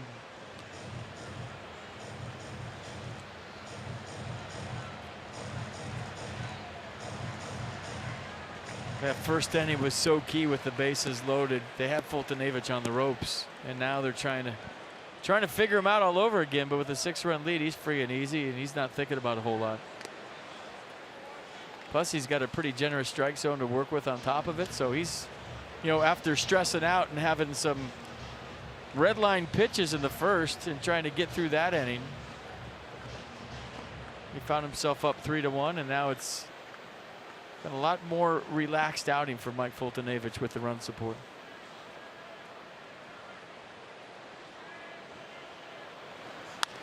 Up the middle, Fultonavich deflects, and that'll turn it into a base hit for Matt Wieters. It all started with an infield single from Matt Wieters, something you don't hear every day.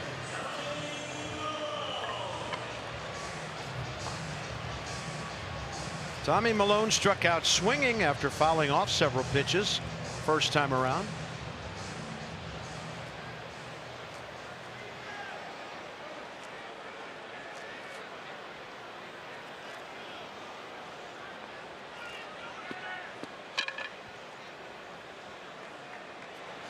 Yeah, we've seen Davey do this before, where he goes with his pitcher and he wants some innings out of Milone. A lot of managers would have pinch hit right there. Davey Martinez said, I'm sticking with Tommy Milone. 1-4 on the sacrifice. So Wieters to second, Eaton and Turner the next two hitters.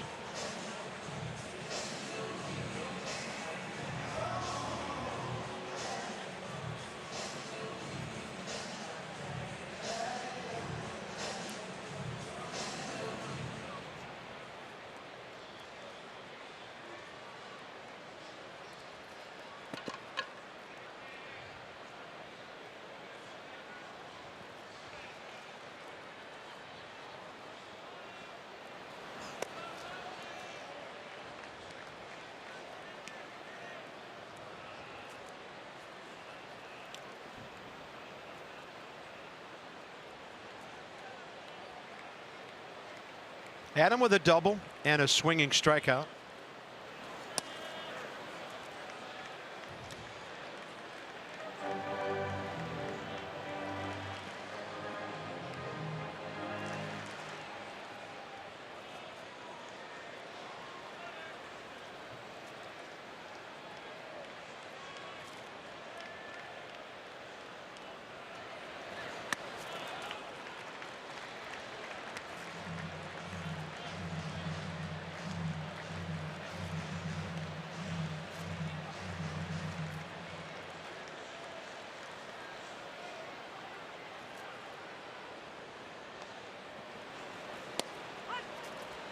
.30 is in there.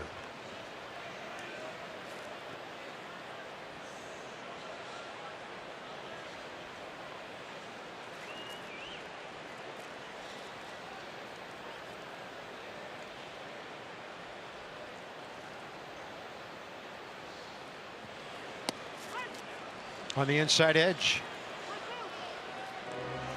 Yeah, I'm sure Davey will get asked about that, but hey, a manager knows his personnel more than we know his personnel, and he'll have a reason for why he let Tommy Milone hit there and why he's sticking with Milone.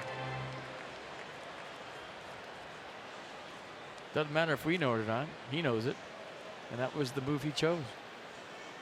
See if Eaton can make things pay off with a run here, and that'll be another called strikeout. Adam Eaton stopping 10 feet up the line and can't believe the call of Greg Gibson. Strikeout number 6 for Fultonavich. Yeah, ran back the fastball. Did it come all the way back? Yeah, all the borderline calls go in the Braves' way here tonight.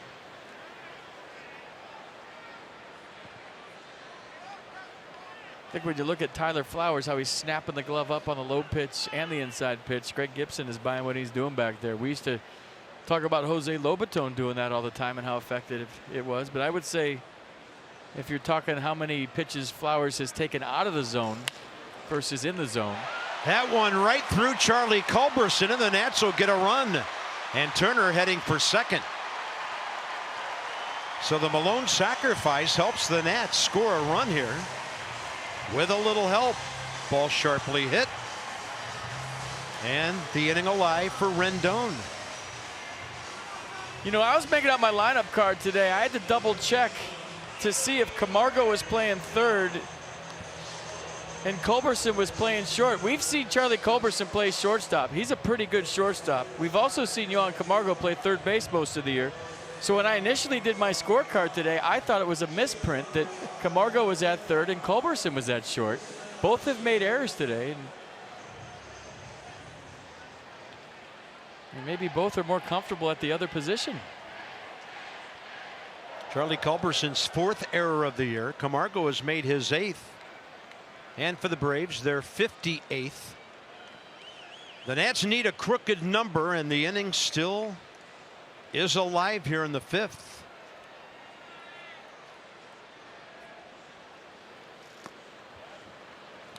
Nationals would love to get the guy on deck in the batter's box somehow in this inning. My point with Flowers, Carp, to finish it real quick, is that he is at least a +5 or 6 if he's pulling balls into strikes, or borderline pitches, I should say, into strikes.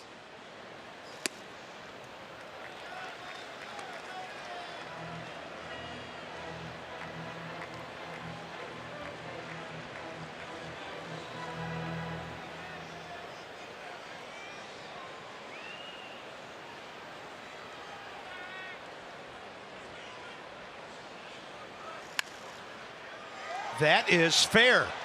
Long throw, and Culberson sent a bullet over to Freeman.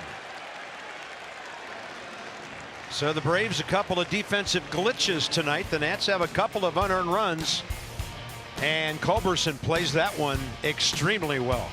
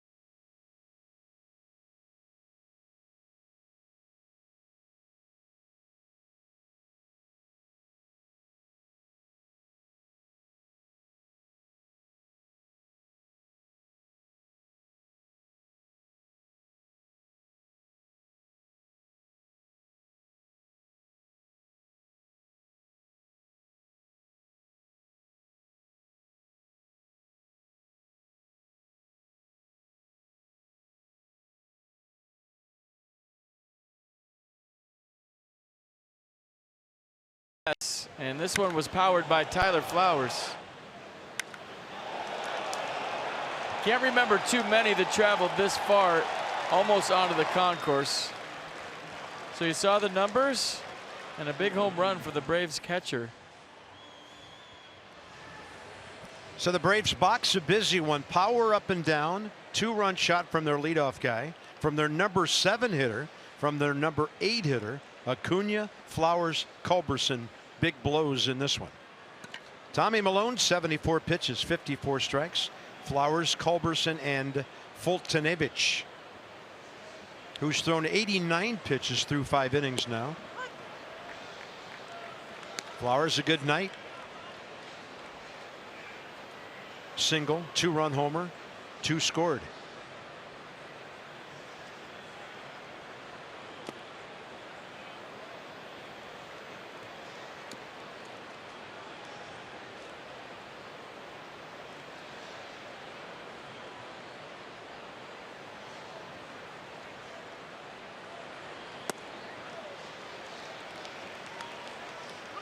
Great 1-1 changeup, one of his best pitches of the night.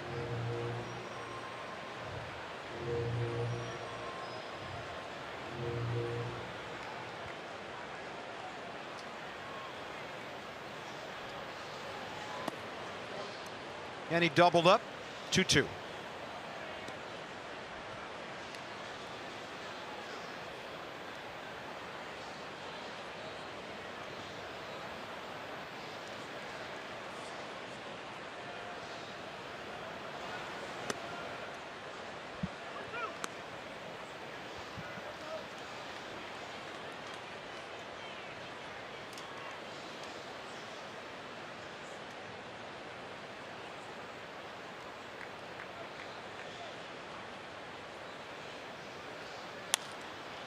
Shot to center. Here comes Harper. Ball in front of him. Bryce keeps it in front. 3-hit night for the Atlanta catcher. Look ahead to the Nats' upcoming schedule, brought to you by Sandy Spring Bank, where they help people and businesses reach their goals every day. Sandy Spring Bank, from here for 150 years. We will not televise tomorrow. Facebook has the game. ESPN has the Sunday night game in Chicago. So note all the different starting times, and then Monday we'll open up a 4-game series, all night games at St. Louis. There's Charlie Culberson. So their numbers 7 and 8 hitters are 5 for 5 tonight. First pitch curveball, a strike.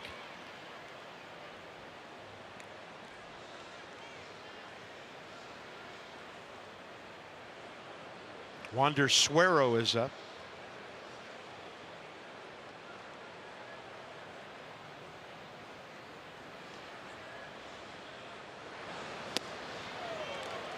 Oh, and 2.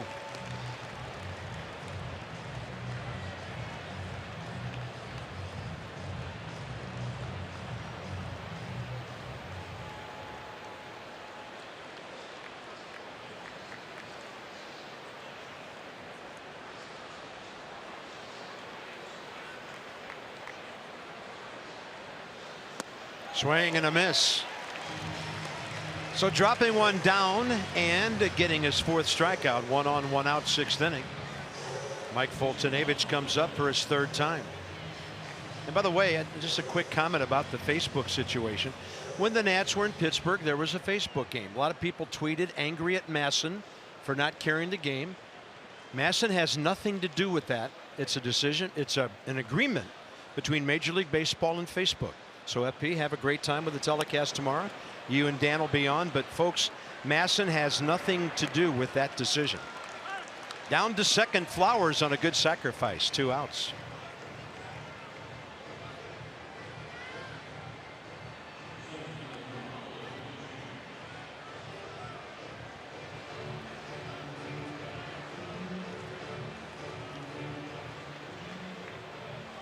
You need to stay off Twitter.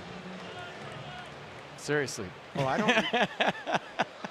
I just, you know, I don't think we should be criticized for something that we have nothing to do with. Well, that's what Twitter does. It criticizes us. I know, but I just, you know, because this Facebook thing's still new. Not everybody knows the whole deal. So now you do. No, you're right. I'm with you. Win or tie.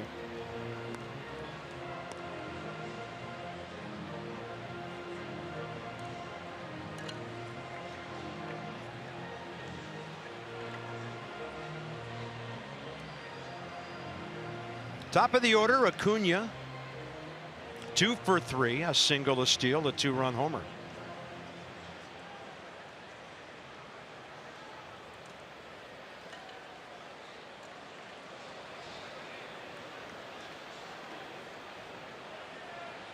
Hey, you lobbied me for 5 years to get on there. It's just ugly. Well, and that's a little flare caught by Adams. My purpose is to tweet our scorebook after the game. And some nights it's tougher to look at it than others. Hopefully this one's about to change. Here comes Bryce.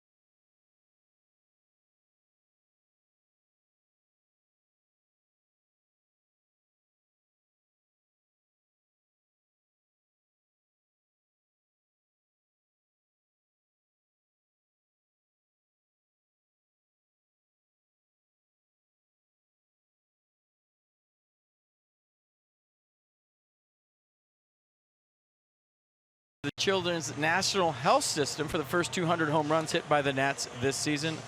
Lexus Experience Amazing. I'm being told if Bryce Harper hits a 6-run home run right here, that everybody in the ballpark gets new cars. A new car. Well, the Nats box, couple of hits, 1 error, unearned run in the first. Adam Eaton started it with a double, and Rendon drove him in. And then another unearned run in the 5th after the Wieters base hit, the Malone sacrifice. And with 2 outs, a hard hit ball by Turner right through Charlie Culberson. So the Nats have a couple. They need a crooked number a couple of innings in a row here. So it's bottom 6, Harper, Soto, Adams. If anybody gets on, Murphy.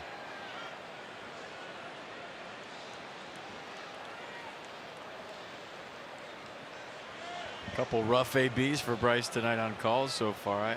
I would imagine he's taking this one into his own hands. Let's see. And the pitcher knows that. So what does Fultonavich give him? First pitch, slider. A good pitch it was.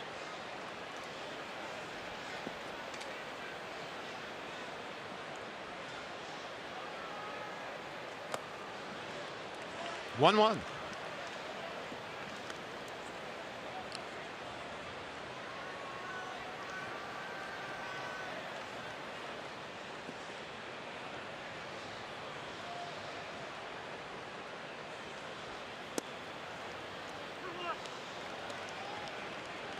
Five-run lead and 3 changeups to Bryce Harper.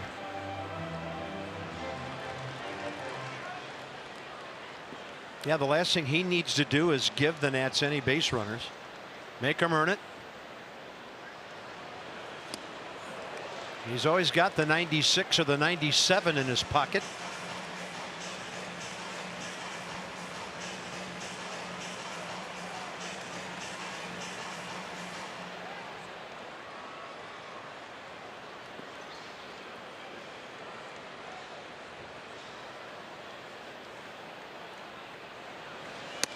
Up and in, 3-2. So at 9 o'clock, the Nats trying to get back in this one. 12 outs with which to work. 7-1 Braves on 3 long home runs tonight.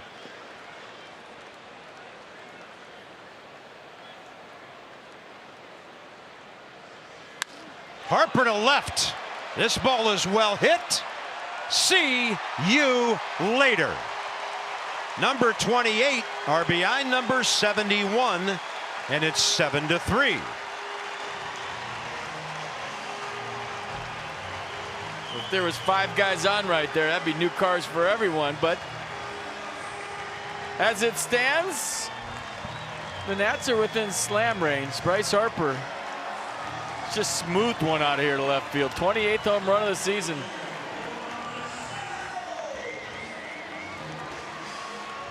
And maybe that's why he was getting all changeups to start the at-bat. But watch the head real still. And he's thinking left field. He's been thinking left field all night tonight. And that's where the hits are. And that's how Bryce Harper gets his average up to 270, 280 to finish this season. Maybe higher. He knew it right away. And Juan Soto, before the at-bat, evidently has been ejected by Greg Gibson. I missed it. I was watching the replay.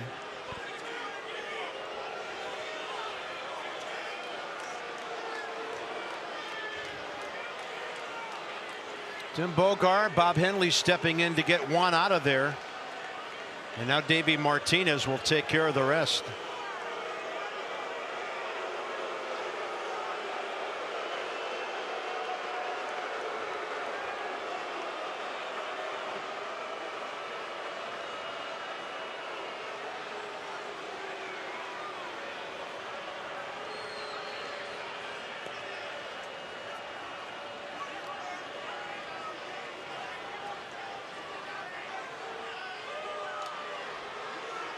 So Juan Soto looked down and he looked back at Greg Gibson. I'm looking at it right now. We'll show it to you in a second after the argument ends. He didn't do anything. I think he said the last at bat that ball was down, and Greg Gibson said, "What'd you say to me? Watch this." So he digs in, then he looks at Greg Gibson after he kind of shuffles around, And I think he's talking about the last at bat. He said that ball's down. Greg Gibson said, "What'd you say to me?" He said that was a ball last time. That's it, and then you're gone for that. You can see it better from this view. Watch.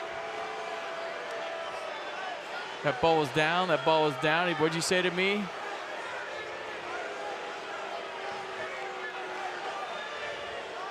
He goes, "You can't talk about the at-bat before as you're getting in the batter's box." It's exactly what he told Juan Soto.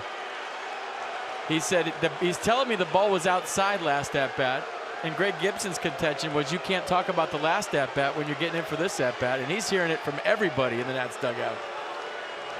And it looks like Kevin Long might have been ejected as well. He said, "You're doing that to a kid?" I mean, everybody came here to see Juan Soto play. They didn't come here to see Greg Gibson ump. And that, whatever Juan Soto said was not worthy of getting thrown out of a game if he was just talking about a call the last at-bat. I'm sorry. The kid's one of the most exciting players in baseball. There's 30-something thousand people in this ballpark that came to see Juan Soto play, not see Greg Gibson ump. And I'll leave it at that. Michael A. Taylor will be the pinch hitter. And when you saw the umpire holding up the one finger toward the Nats dugout, that was the crew chief, Jerry Lane, who came down from third base. So Soto is done for the night. Taylor hits for him.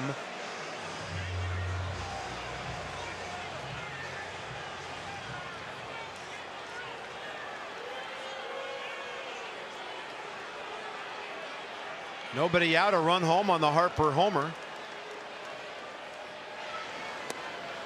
And a ball inside. And maybe that was a culmination of, Bryce arguing, Adam Eaton arguing, Bryce saying something, and then Juan Soto digging in the box.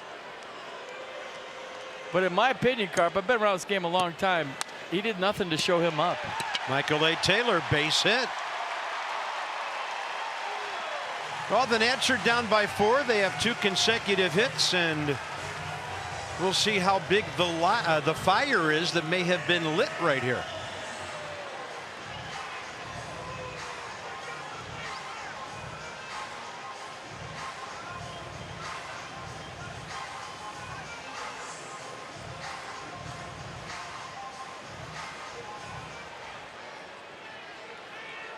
I mean, that's right up there with Anthony Rendon just dropping the bat and getting thrown out, not saying a word, I think. There's Matt Adams. He's up there hacking.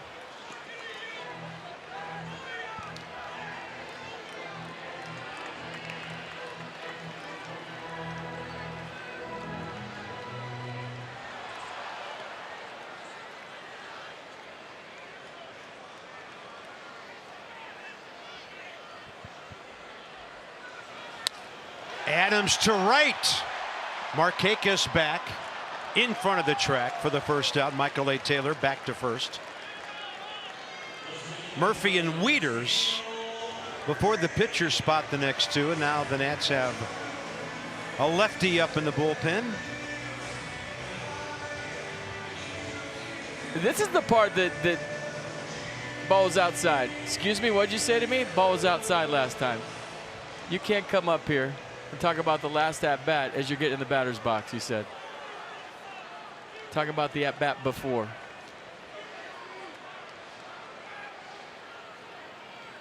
He told me the ball was outside the last at-bat. Base hit Murphy.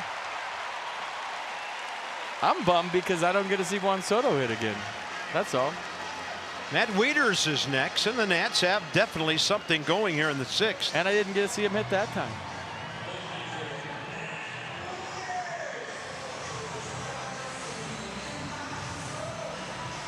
Wieters, a base hit off the pitcher's glove last time. And now Chuck Hernandez, the Atlanta pitching coach, is going out. Don't forget, talked about this in earlier innings, the pitch count for Fultonavich getting up there.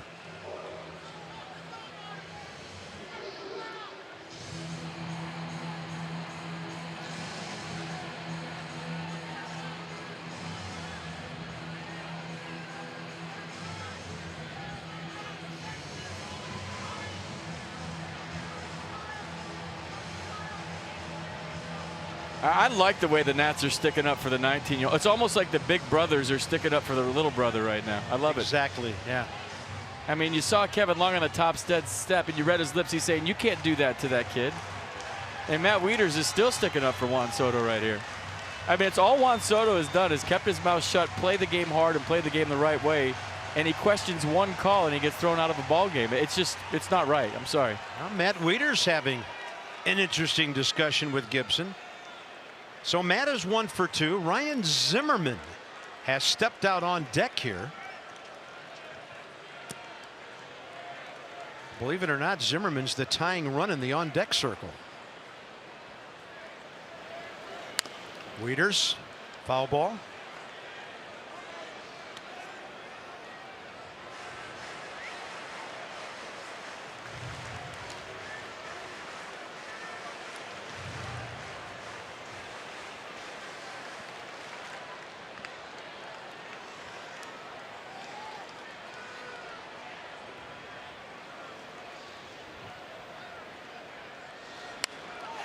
Wieters with a rocket, but he was too early. No balls, 2 strikes.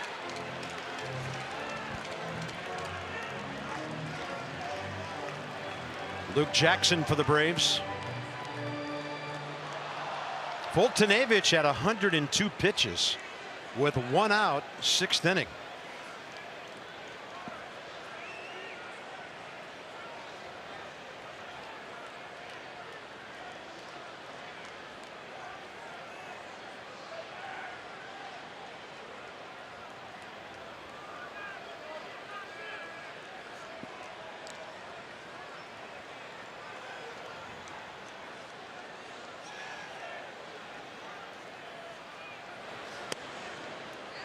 One and 2.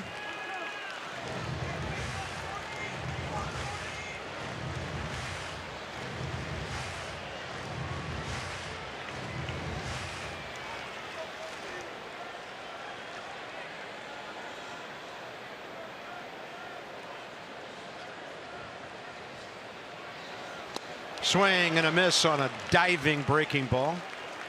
2 outs. Ryan Zimmerman, doubleheader yesterday, 6 for 8, a homer, 3 RBIs, and a walk. Batter's eye. Game 1, couple of doubles to the left center gap. One of them drove in 2 runs. And then in the nightcap, base hit to left, and he got one up the middle. Last time up, left field line double. 6 knocks. Tough lineup to crack. Ryan Zimmerman started the day hitting .225, and right now he's at .253.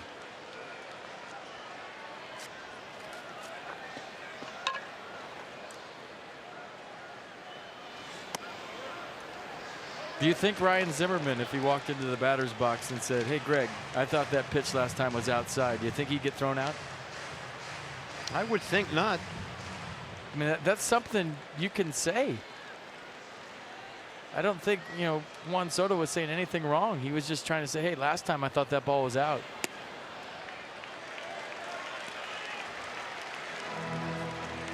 You know, Murph does it, you know, pitch by pitch, but I think Gibson's contention was don't bring the last at-bat into this at-bat, which telling me he's frustrated and he knows he's having a bad night.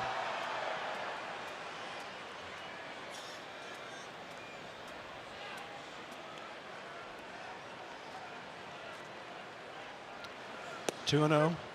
Ryan Zimmerman, career 2 RBIs, a walk, 4 for 11 against Mike Foltynewicz.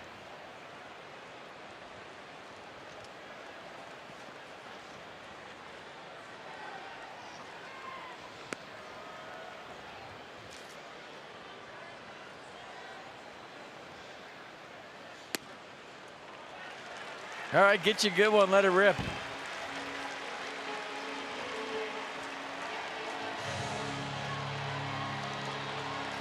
Make it a ball game here in one swing if it's not a ball game already. Nats riled up, crowd riled up.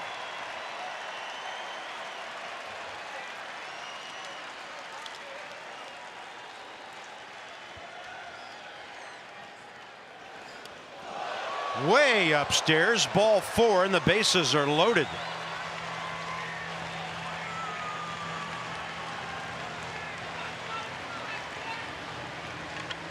Second walk of the night, and that is it for Mike Fultonevich, who gets 7 runs with which to work tonight.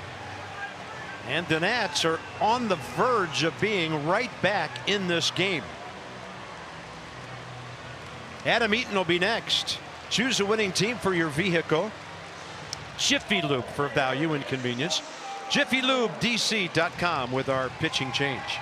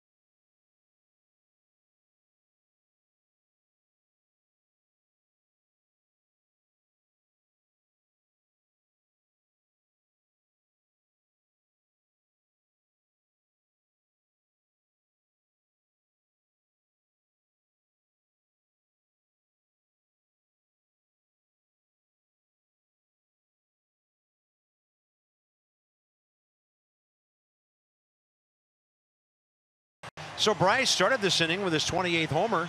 Charlie Culberson has really hurt the Nats with a long ball all year. Juan Soto ejected before he stepped in the batter's box after Harper's homer. And with all this going on, it's Luke Jackson, a righty-lefty matchup. Adam Eaton is 0 for 2 career against him, including a strikeout in this series. Tying run in the batter's box. Ball 1. Boy, you got to come fastball here, don't you? Missed with the first pitch curveball, gambled that he was swinging, and now this should be a mighty hack from Mighty Mouse.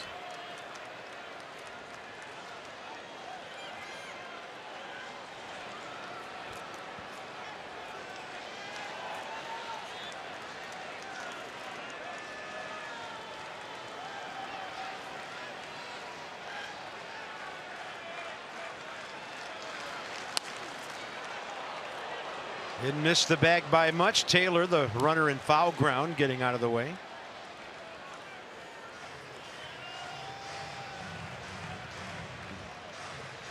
Let's have some runners pop up. Michael A. base hit after the Soto ejection. Murphy base hit to left with 1 out, and after 2 outs, Ryan Zimmerman popped up and walked. Popped out of the dugout, that is. 1-1 the count to Eaton. Ball 2.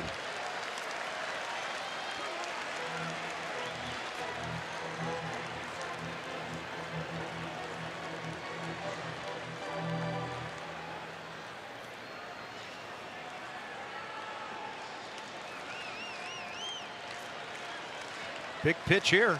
Driver's seat. Ball 3.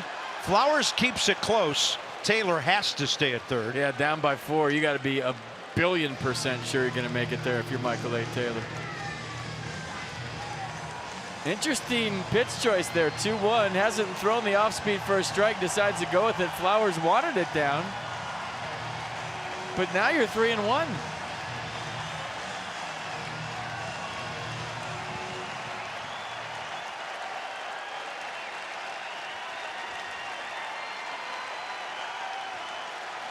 Two divisional rivals and lots of drama here.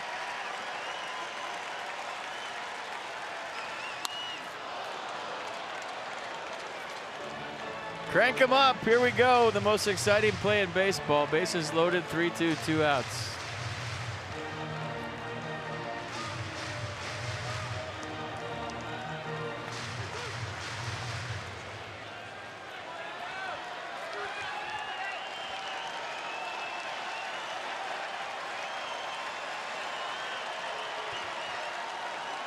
Taylor, Murphy, Zimmerman on the move with this pitch. Hasn't thrown the off-speed for a strike. At least that's what Eaton's thinking.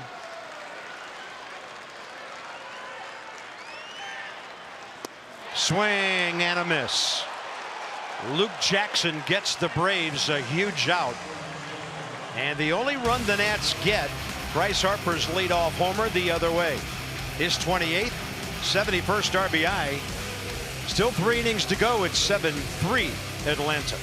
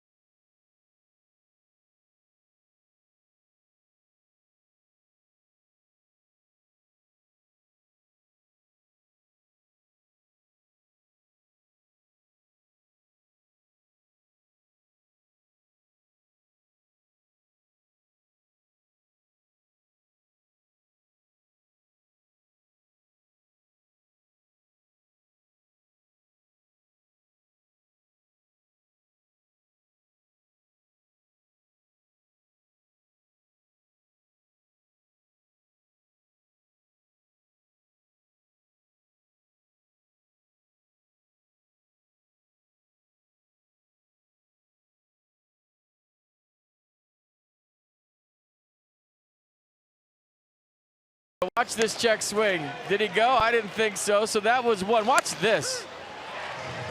I mean, that's not even close. Bryce said that's terrible, both of you. This one, okay.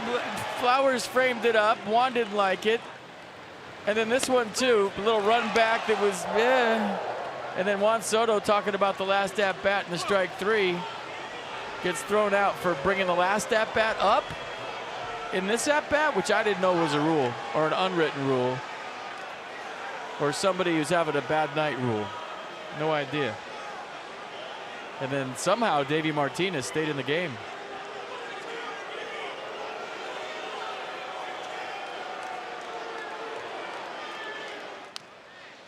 Nats have reconfigured their outfield because of the ejection. Top of the 7th. First of all, Matt Grace, 29-year-old lefty, making his 36th appearance.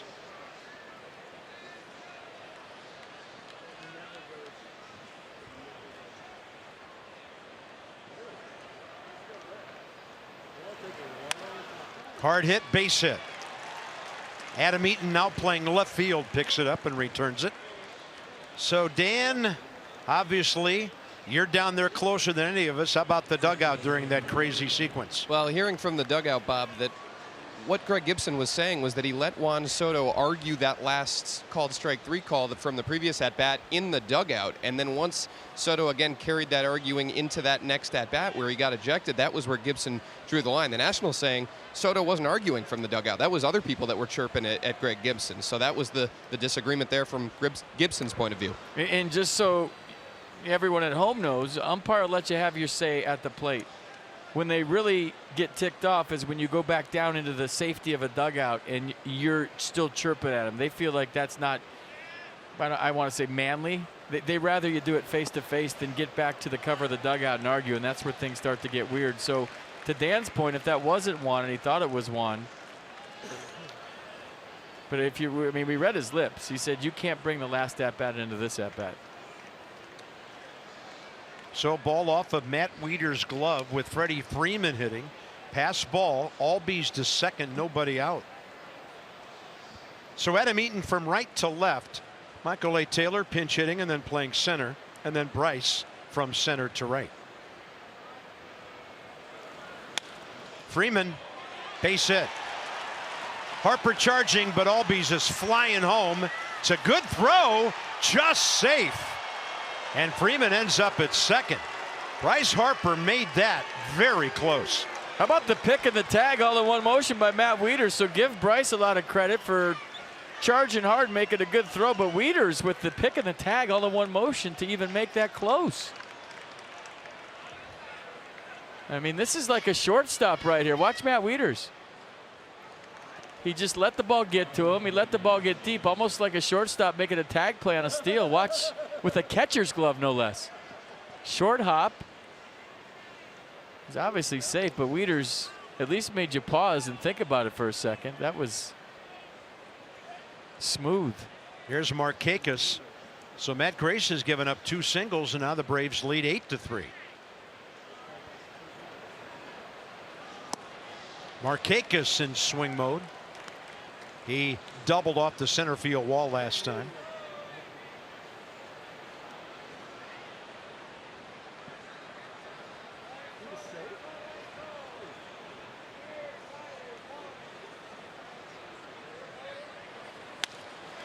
And this one to center. Here comes Taylor on the run. First out.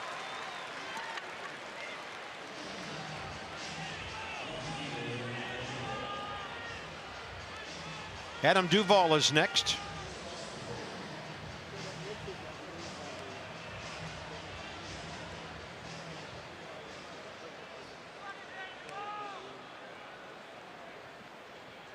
Duvall 1 for 3 with a single. 2 for 3 career against Grace.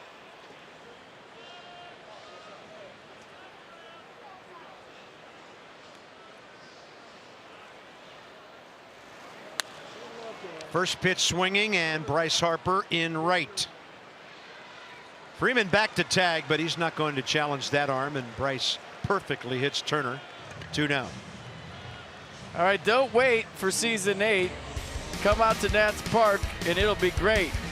Game of Thrones night, Saturday, August 18th. Nats face the Marlins, 7:05. First 1,000 fans. We'll get that bobblehead of Michael A. Taylor getting attacked by a dragon, and his arm gets eaten off. It's crazy. Visit nationals.com. Nope, he's okay.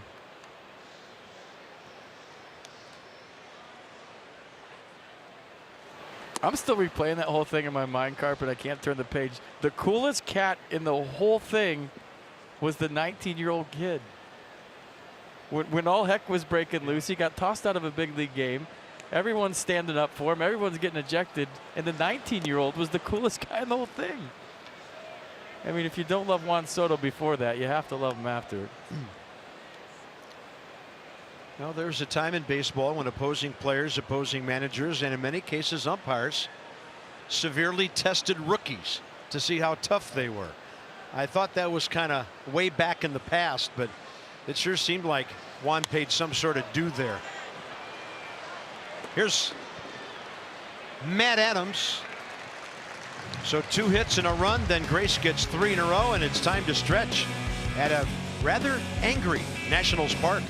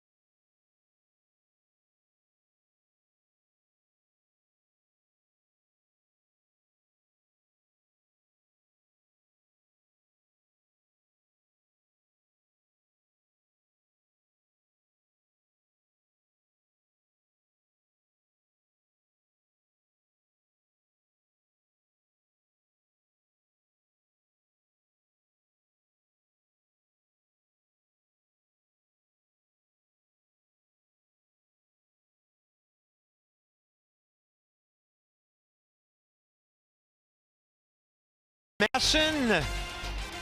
Well, that's downtown Chicago, where all the fancy buildings are. But the best building in town, Harry Carey, and the Nats with Jeremy Hellickson taking on the Chicago Cubs and Kyle Hendricks. We'll get you going at 1:30 p.m. with Nats Extra on Masson. We'll join you from the hallowed grounds around 2 o'clock. Trey Turner and Dan Winkler, bottom of the 7th. Choose a winning team for your vehicle. Jiffy Lube for value and convenience and pitching changes. JiffyLubeDC.com. Trey's reached twice on errors tonight. Winkler, 2 batters yesterday in the 7th inning. He got Taylor on a fly ball, and Matt Wieters got a base hit off him. Before their lefties, Biddle and Minter, came in and took care of the rest of that 3-1 win. 2 balls, 1 strike. You could say a lot about Greg Gibson tonight, but the Nats have had the bases loaded twice and haven't been able to super cash in either time, and I think that's probably the main story of this game. So Acuna has moved to left because Inciarte will bat 9th on the double switch and play center. Adam Duvall double switched out of the game.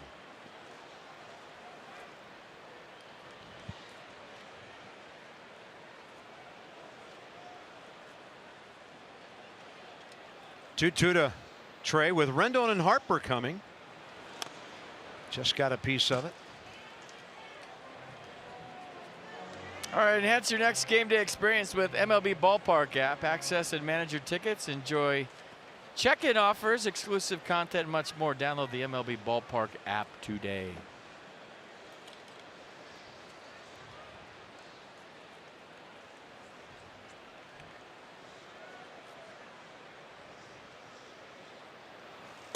Way inside, and Trey almost got hit by it.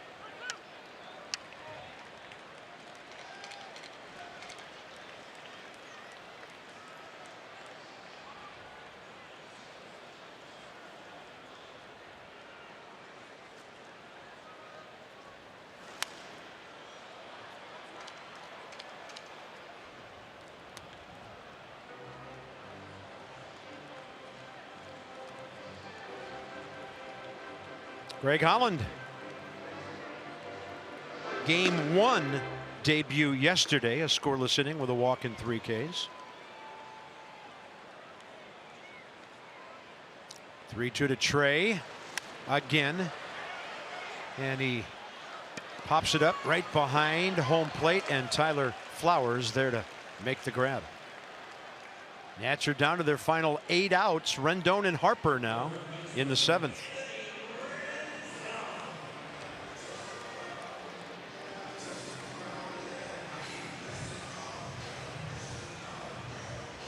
Anthony 1 for 3 RBI single tonight.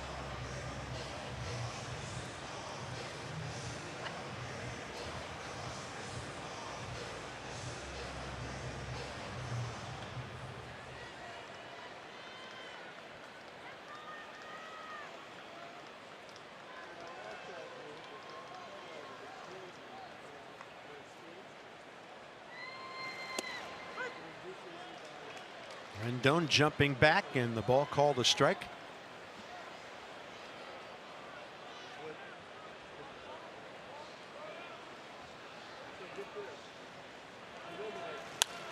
And up the middle, beyond the reach of Albies. Anthony Rendon, a 2 for 4 night, and important to have a man on for Harper. It's time for your 4th drive of the game. Go back to the 6th inning. Bryce Harper just smooths one out of here to left. You heard the sound. You know when he hits them, they stay hit. So home run number 28 for Bryce. Pretty swing. Hurry your local Ford dealers for great savings on cars, trucks, and SUVs. Bryce against Winkler career 1 for 3 with a home run.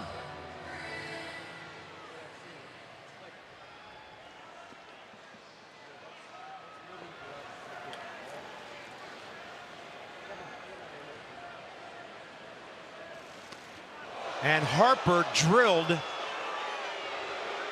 looked like a cutter, and he had nowhere to go. 2 on, 1 out.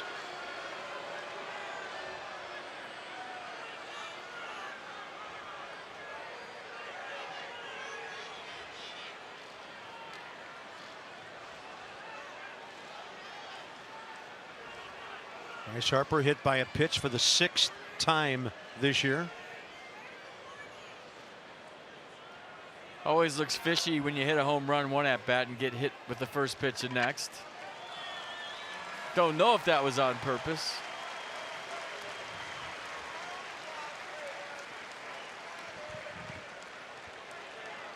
So Paul Lessard down the line with Bryce.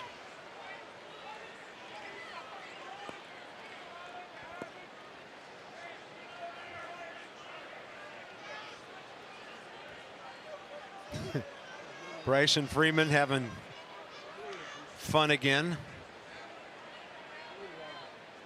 I don't know. For the Nats, no laughing matter. Laddie appears to be just fine. So 2 on, 1 out. Taylor the hitter.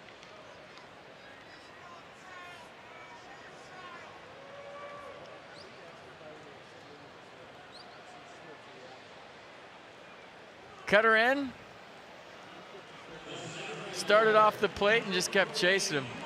It's a 2-plate miss. Yeah, that thing started off at him. And glad it wasn't any higher. Right below the knee. So here's Michael A. Taylor. Nats down by 5 after the Braves got a big run in the 7th.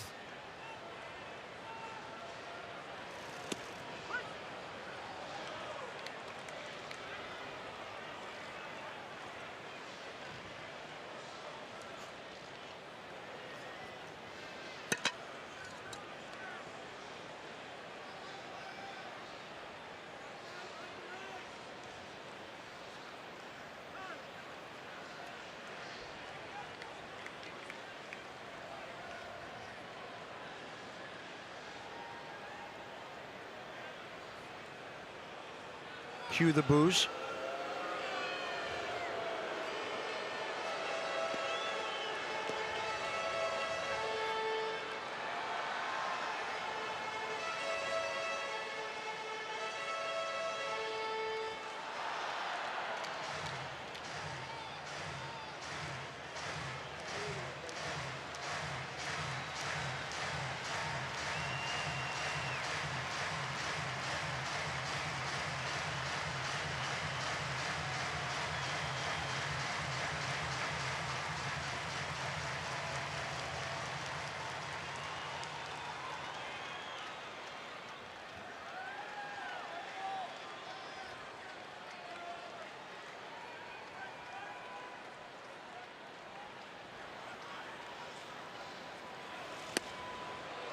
No balls, 2 strikes.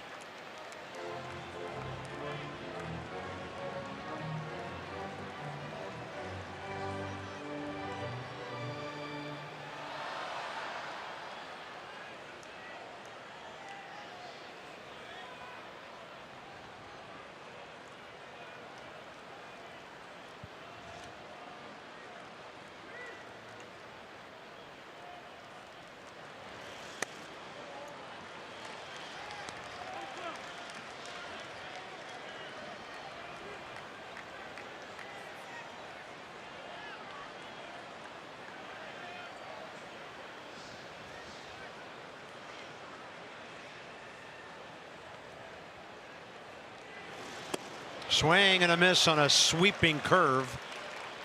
2 down. So remember Saturday, Bryce got drilled by a slider from Austin Bryce that started off the plate in. The Reds were in town. Got him on the outside of the right knee. And then tonight, I think it got him a little bit lower, outside of the right shin. So the lower left, the lower right leg is a mess. Probably all kinds of different colors going on down there. Here's Matt Adams.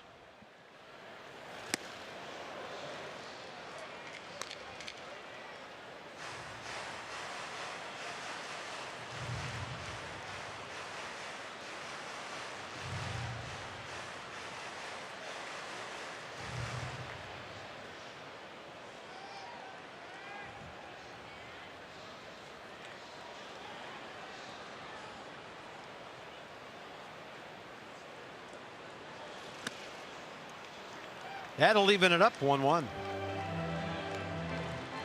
Matt a walk, 2 fly balls, and one of them taken right off the top of the center field wall, actually above the ball by Acuna Jr. back in the 4th.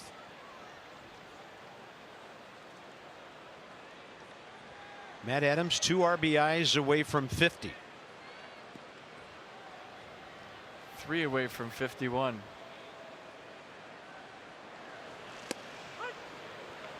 Up in the zone, 1-2.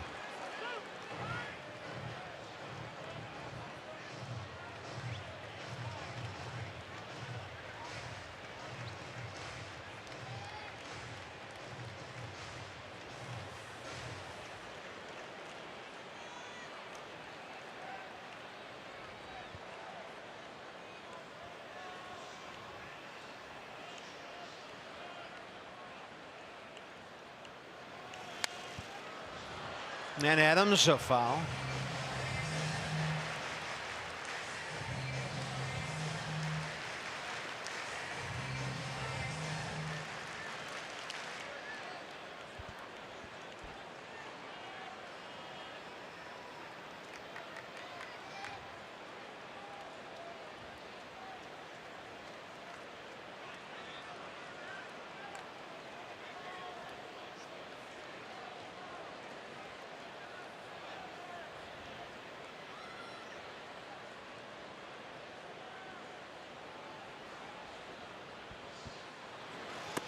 Swing and a miss. Braves pitchers have gotten strikeouts tonight when they have needed them. The Nats have stranded 9 runners. 8-3 Braves.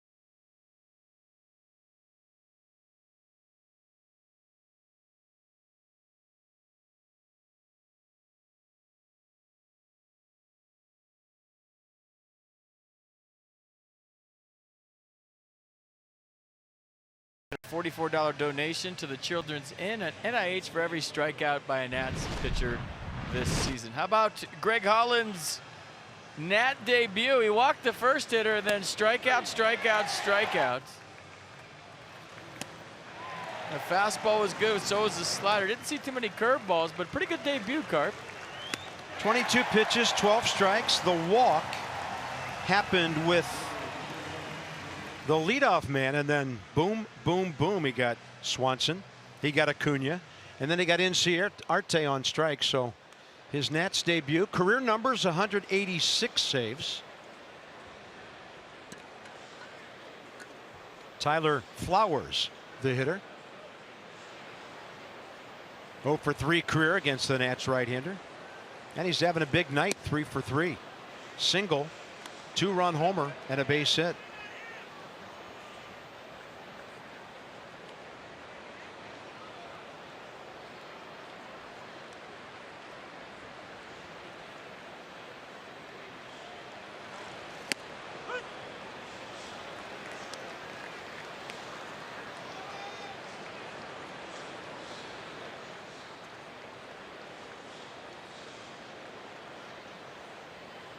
Flowers, Culberson, and Inciarte here in the 8th.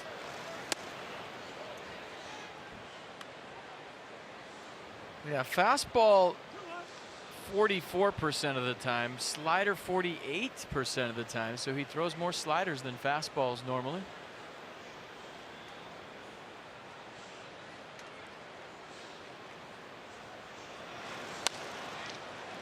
Deep short, Turner planting, firing right on target.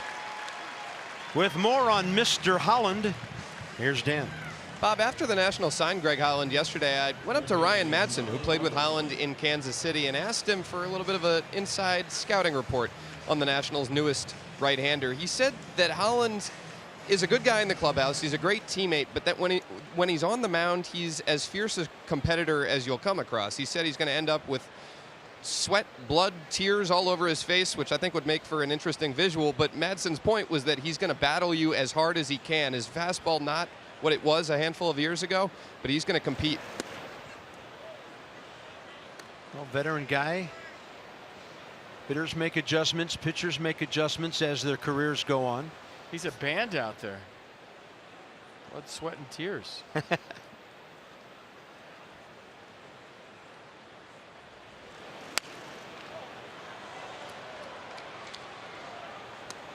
Charlie Culberson, 3-run homer, a single, 2 for 3. Spin and Wheel would be a good walkout song, by the way. I'd like to see a pop-up because what goes up must come down.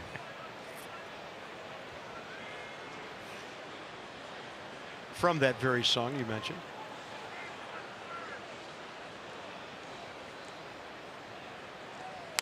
He's a slider guy, so spin and wheel fits. Yeah.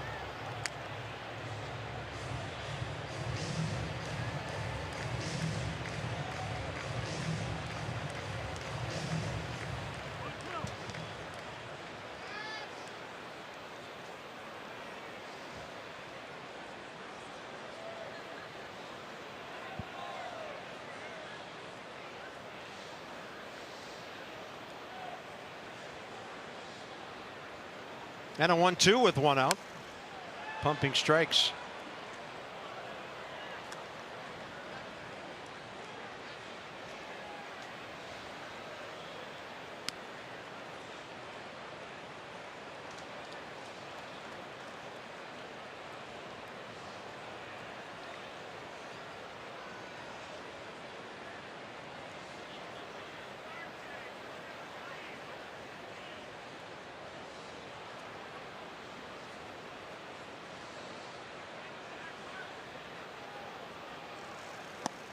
Off speed, 82, and the strikeout. Nasty slider. Nissan pitch cast. Kind of hovers there for a second, the delivery right there, and then goes max arm speed, gets on top of that slider, and it's more of a downer than it has tilt from side to side, almost like a hard curve.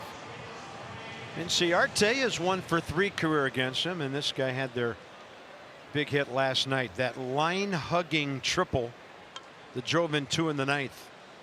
Broke a tie, gave the Braves a split in the doubleheader.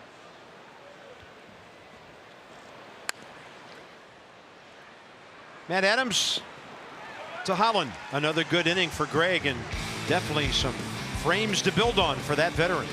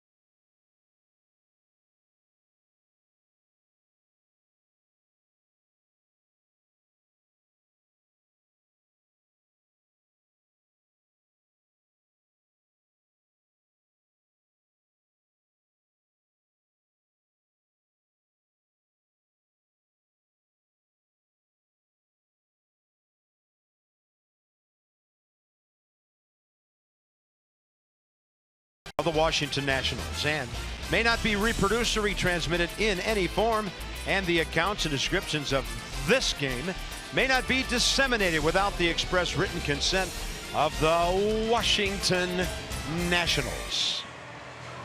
Looking north toward our beautiful capital, 1.7 miles straight up the road.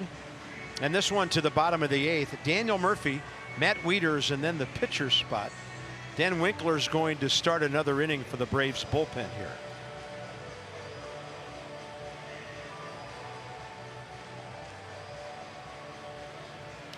Base hit last time, and things were looking up for the Nats.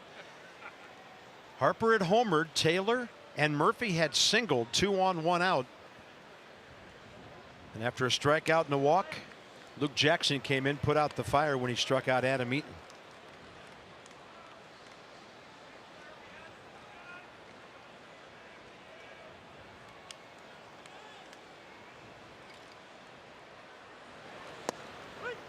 And a strike call. It's 1-1.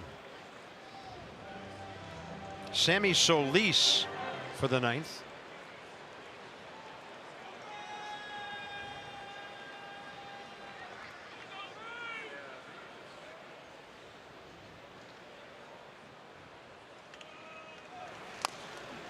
Look out in the dugout. Murphy turned on that one, hit it 90 degrees to the right.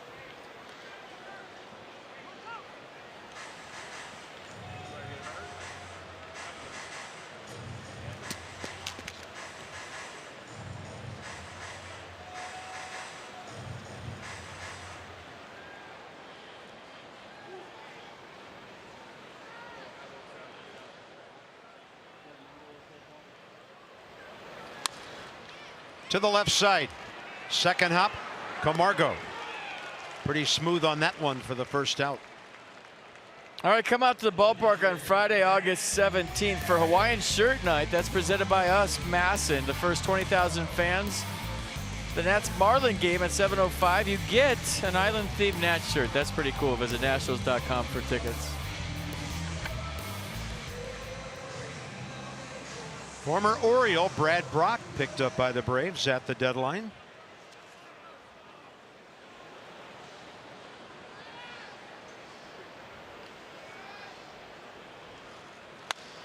And a ball by Wieters launched out to deep center. High and deep and oh, it's actually top of the wall. Pardon me. Ball disappeared behind Inciarte's glove, and Matt Wieters out to deep center. A 1-out double here in the 8th. Looked like he mistimed his jump. He went back to the wall. I think he jumped too soon. Let's check it out together. He went back, he found the wall, he jumps up. He thought he was closer to the wall, that he was going to grab it and kind of hang on it, and the wall wasn't there. So his left hand, watch his left hand. He's trying to jump up on the wall with his left hand, and then the wall wasn't there, and then it got weird, and Matt Wieters will take the double. So good swing. I thought it was a homer. The way the ball's been carried today, yeah, he was on his way down because the wall wasn't there to brace with his left hand. Yeah, ball hit him in the bare hand after it got the padding out there. Mark Reynolds in the number 9 spot.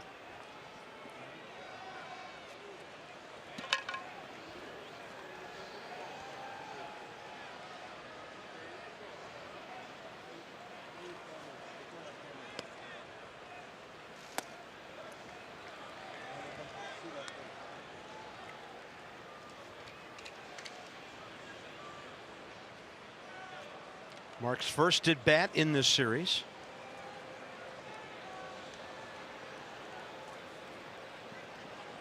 Oh for 1 against Cincinnati.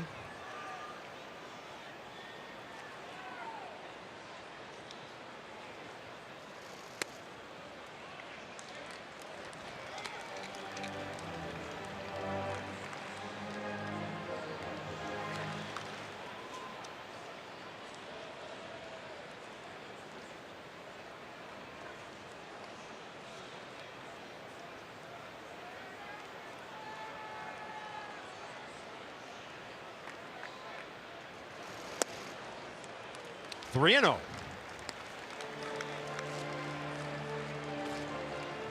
Winkler and Reynolds for the first time face each other. Top of the order next.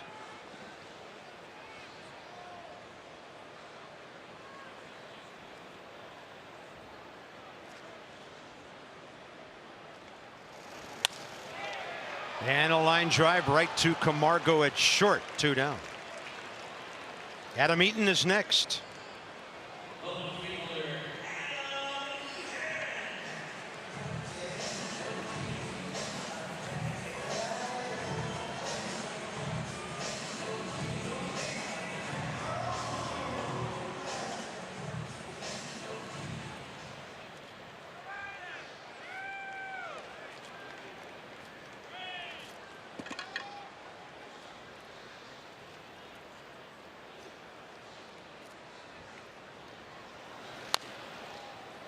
Double in 4 trips tonight.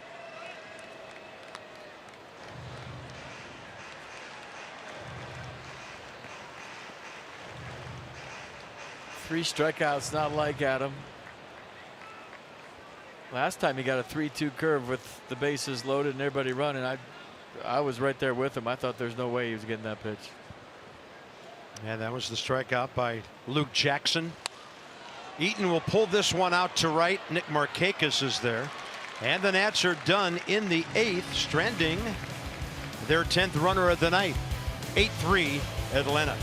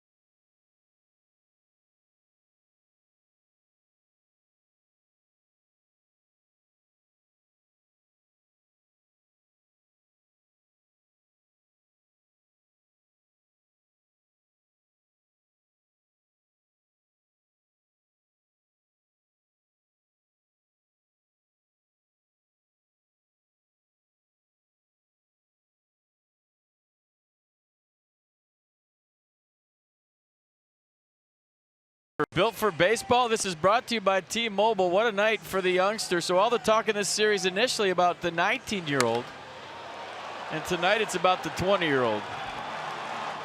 That was the 4th inning. That was 452 feet. One of the furthest home runs we've seen to center here by a right-hander. And then Matt Adams, in a bid for number 19, gets robbed by the 20-year-old. Don't forget he stole a base too. So a tip of the cap to a pretty good baseball player, and a lot of times you have to give credit where credit is due, and he has had some kind of game.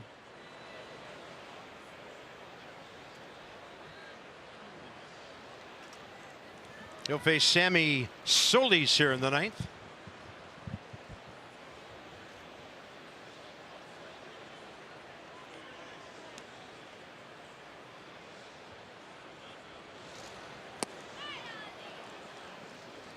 Doesn't get cheated, does he? Full hack on a 77 breaking ball to start the at-bat.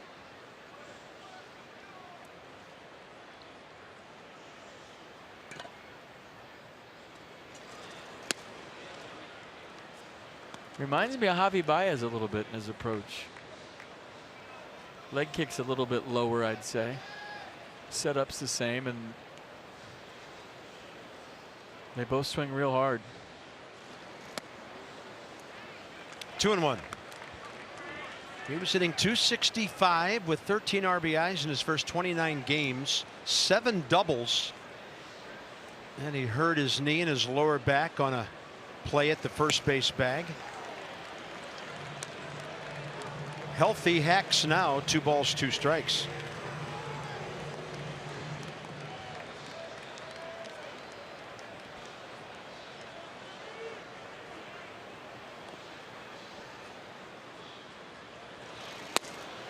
Good Good pitch. looking fastball at the knees, ball 3. 94 down in the zone. Was it too low?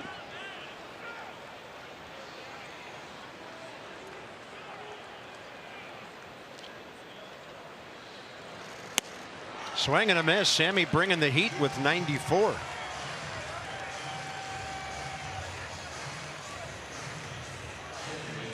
Right back in the zone. Challenge fastball.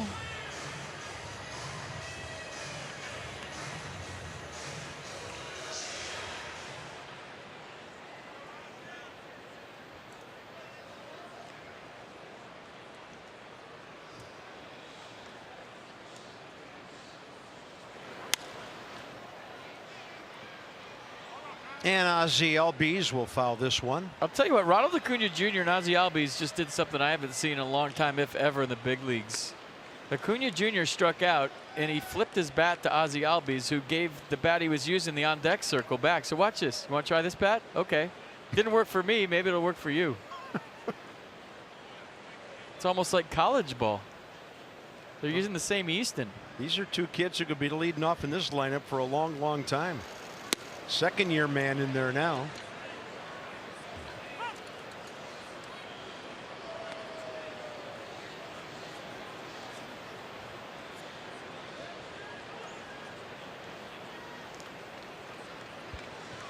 Ozzie Albies from Roger Bernardina's neighborhood, Willemstad of the Netherlands Antilles. He and Acuna both signed with the Braves as 16-year-olds. Albies 1 year before Ronald. Bryce Harper has it, 2 down, and Freddie Freeman now here in the 9th.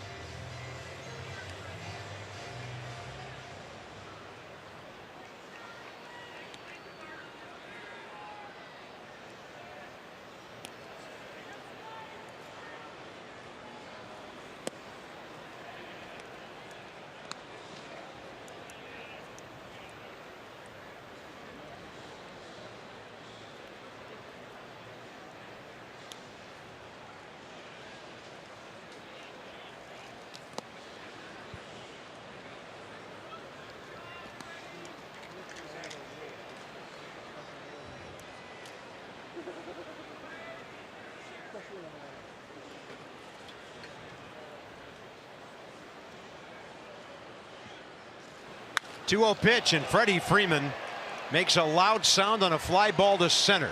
Taylor is there. And that is it, a 1-2-3 9th for the Nats.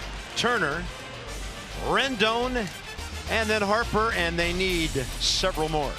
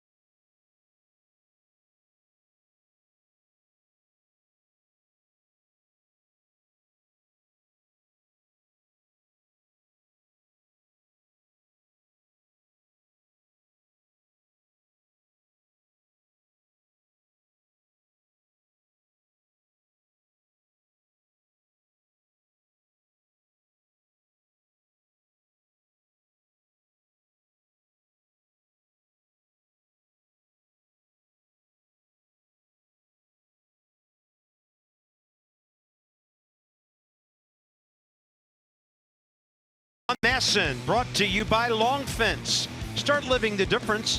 Visit longfence.com today. Schedule your free in-home estimate. And by American Standard Heating and Air. Find your local independent American Standard heating and air dealer at midatlanticcomfort.com. 90 at game time, and here we are almost 3 hours later, and the Nats are down to their final 3 outs. Brad Brock, longtime Oriole, 32 years of age, 11 career games against the Nats, all in relief, and a 3.14 ERA.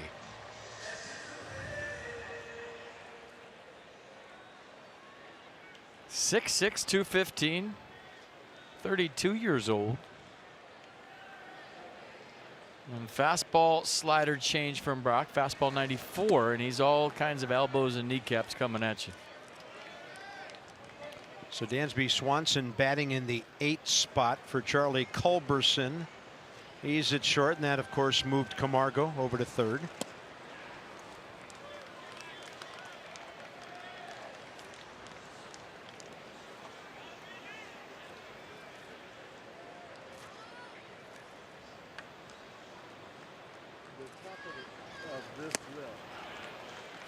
And Trey Turner, 2-1. 30,203 paid tonight. They saw some crazy things happen in this yard tonight. There's a fastball low, 96, ball 3.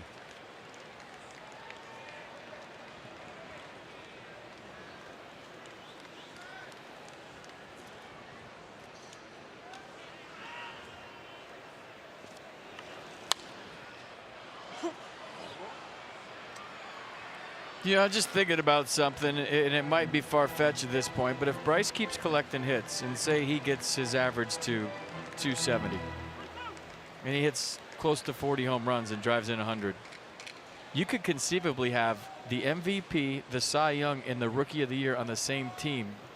And wouldn't that be something if they didn't win the NL East? Trey Turner scorches one up the middle. First base hit of the night. I mean, Bryce would have to have a big last 2 months, and you'd think they would win the NL East if he did that, right? And Juan Soto kept doing what he's doing. I mean, he's starting to collect hits. The average is going up. The power numbers are going to be there. So you could win those 3 awards on this team. Matt Carpenter's having a great year. I mean, you could make arguments for other people. I'm just saying it's not impossible for those 3 awards to be given to this ball club. Anthony Rendon is 2 for 4. A couple of singles, RBI.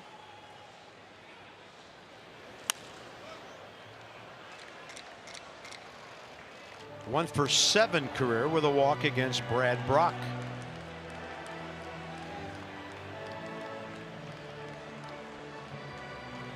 And could he win 2 of those awards? Yeah. Tough luck, no decision last night.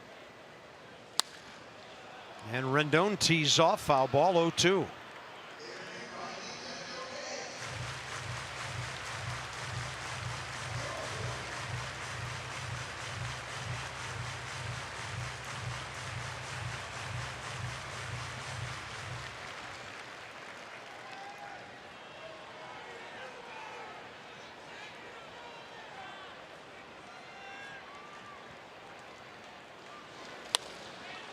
Got to that ball that was breaking down and away, and the Nats have 2 on here in the 9th. All right. Anthony Rendon goes 3 for 5.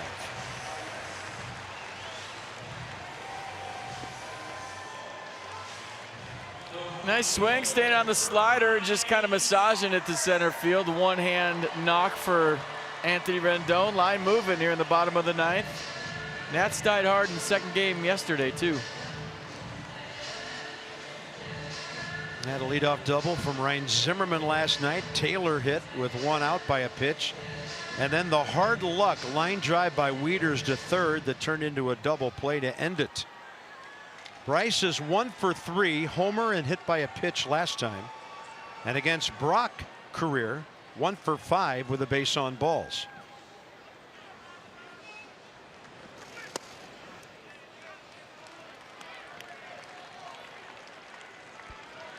Well, that tells a big tale right there, doesn't it?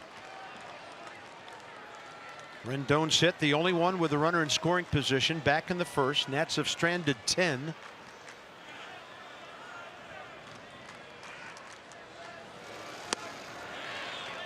Changeup, 1-1. Yeah, they've had the bases loaded twice tonight. And cashed in 2 runs out of that.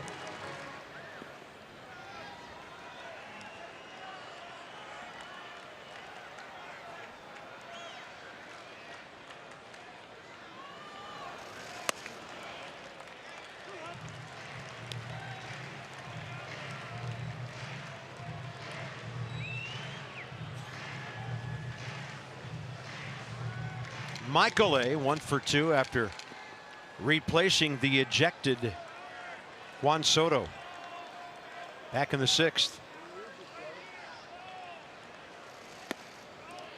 And Bryce not biting on the changeup that time. 3-1.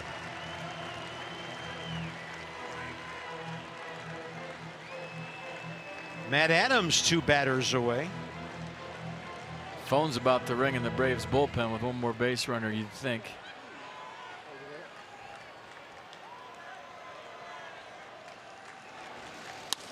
Harper. And another heartbreaking double play and a line drive in the 9th inning. Trey Turner doubled off second, 2 down. You know, down by 5, you have to know where the defenders are playing. You have to know that he's playing right behind you there. And that your run doesn't mean a whole lot, and you can't get doubled up.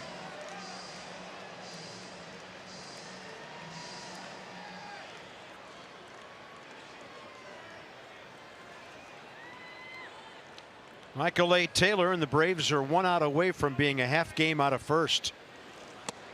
Rendon given second.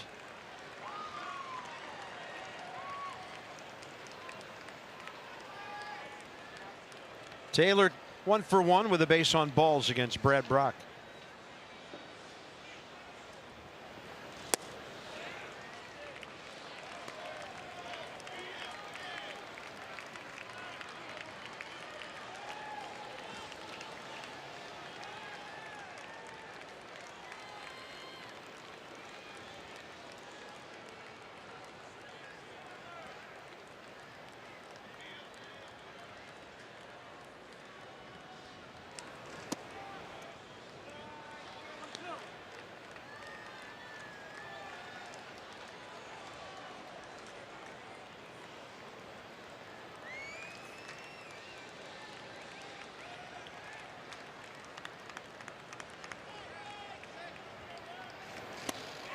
Swing and a miss, and the Braves have taken 2 of the first 3 in this series. Rough night for the Nats. They drop it 8-3. They had a run in the first, left the bases loaded, and then the Atlanta offense with a lot of power came alive. So the Nationals remain 6 back of the Phillies, who were beaten this afternoon. Braves win their 62nd game, and they're a half game out. For FP and Dan, Bob Carpenter, the final, Atlanta 8, Washington 3. Our next game, because it's Facebook tomorrow, Friday at Wrigley Field. We'll get you going at 1:30 with Nats Extra. This has been a presentation of Massey. Johnny and Ray straight ahead. So long for just a while.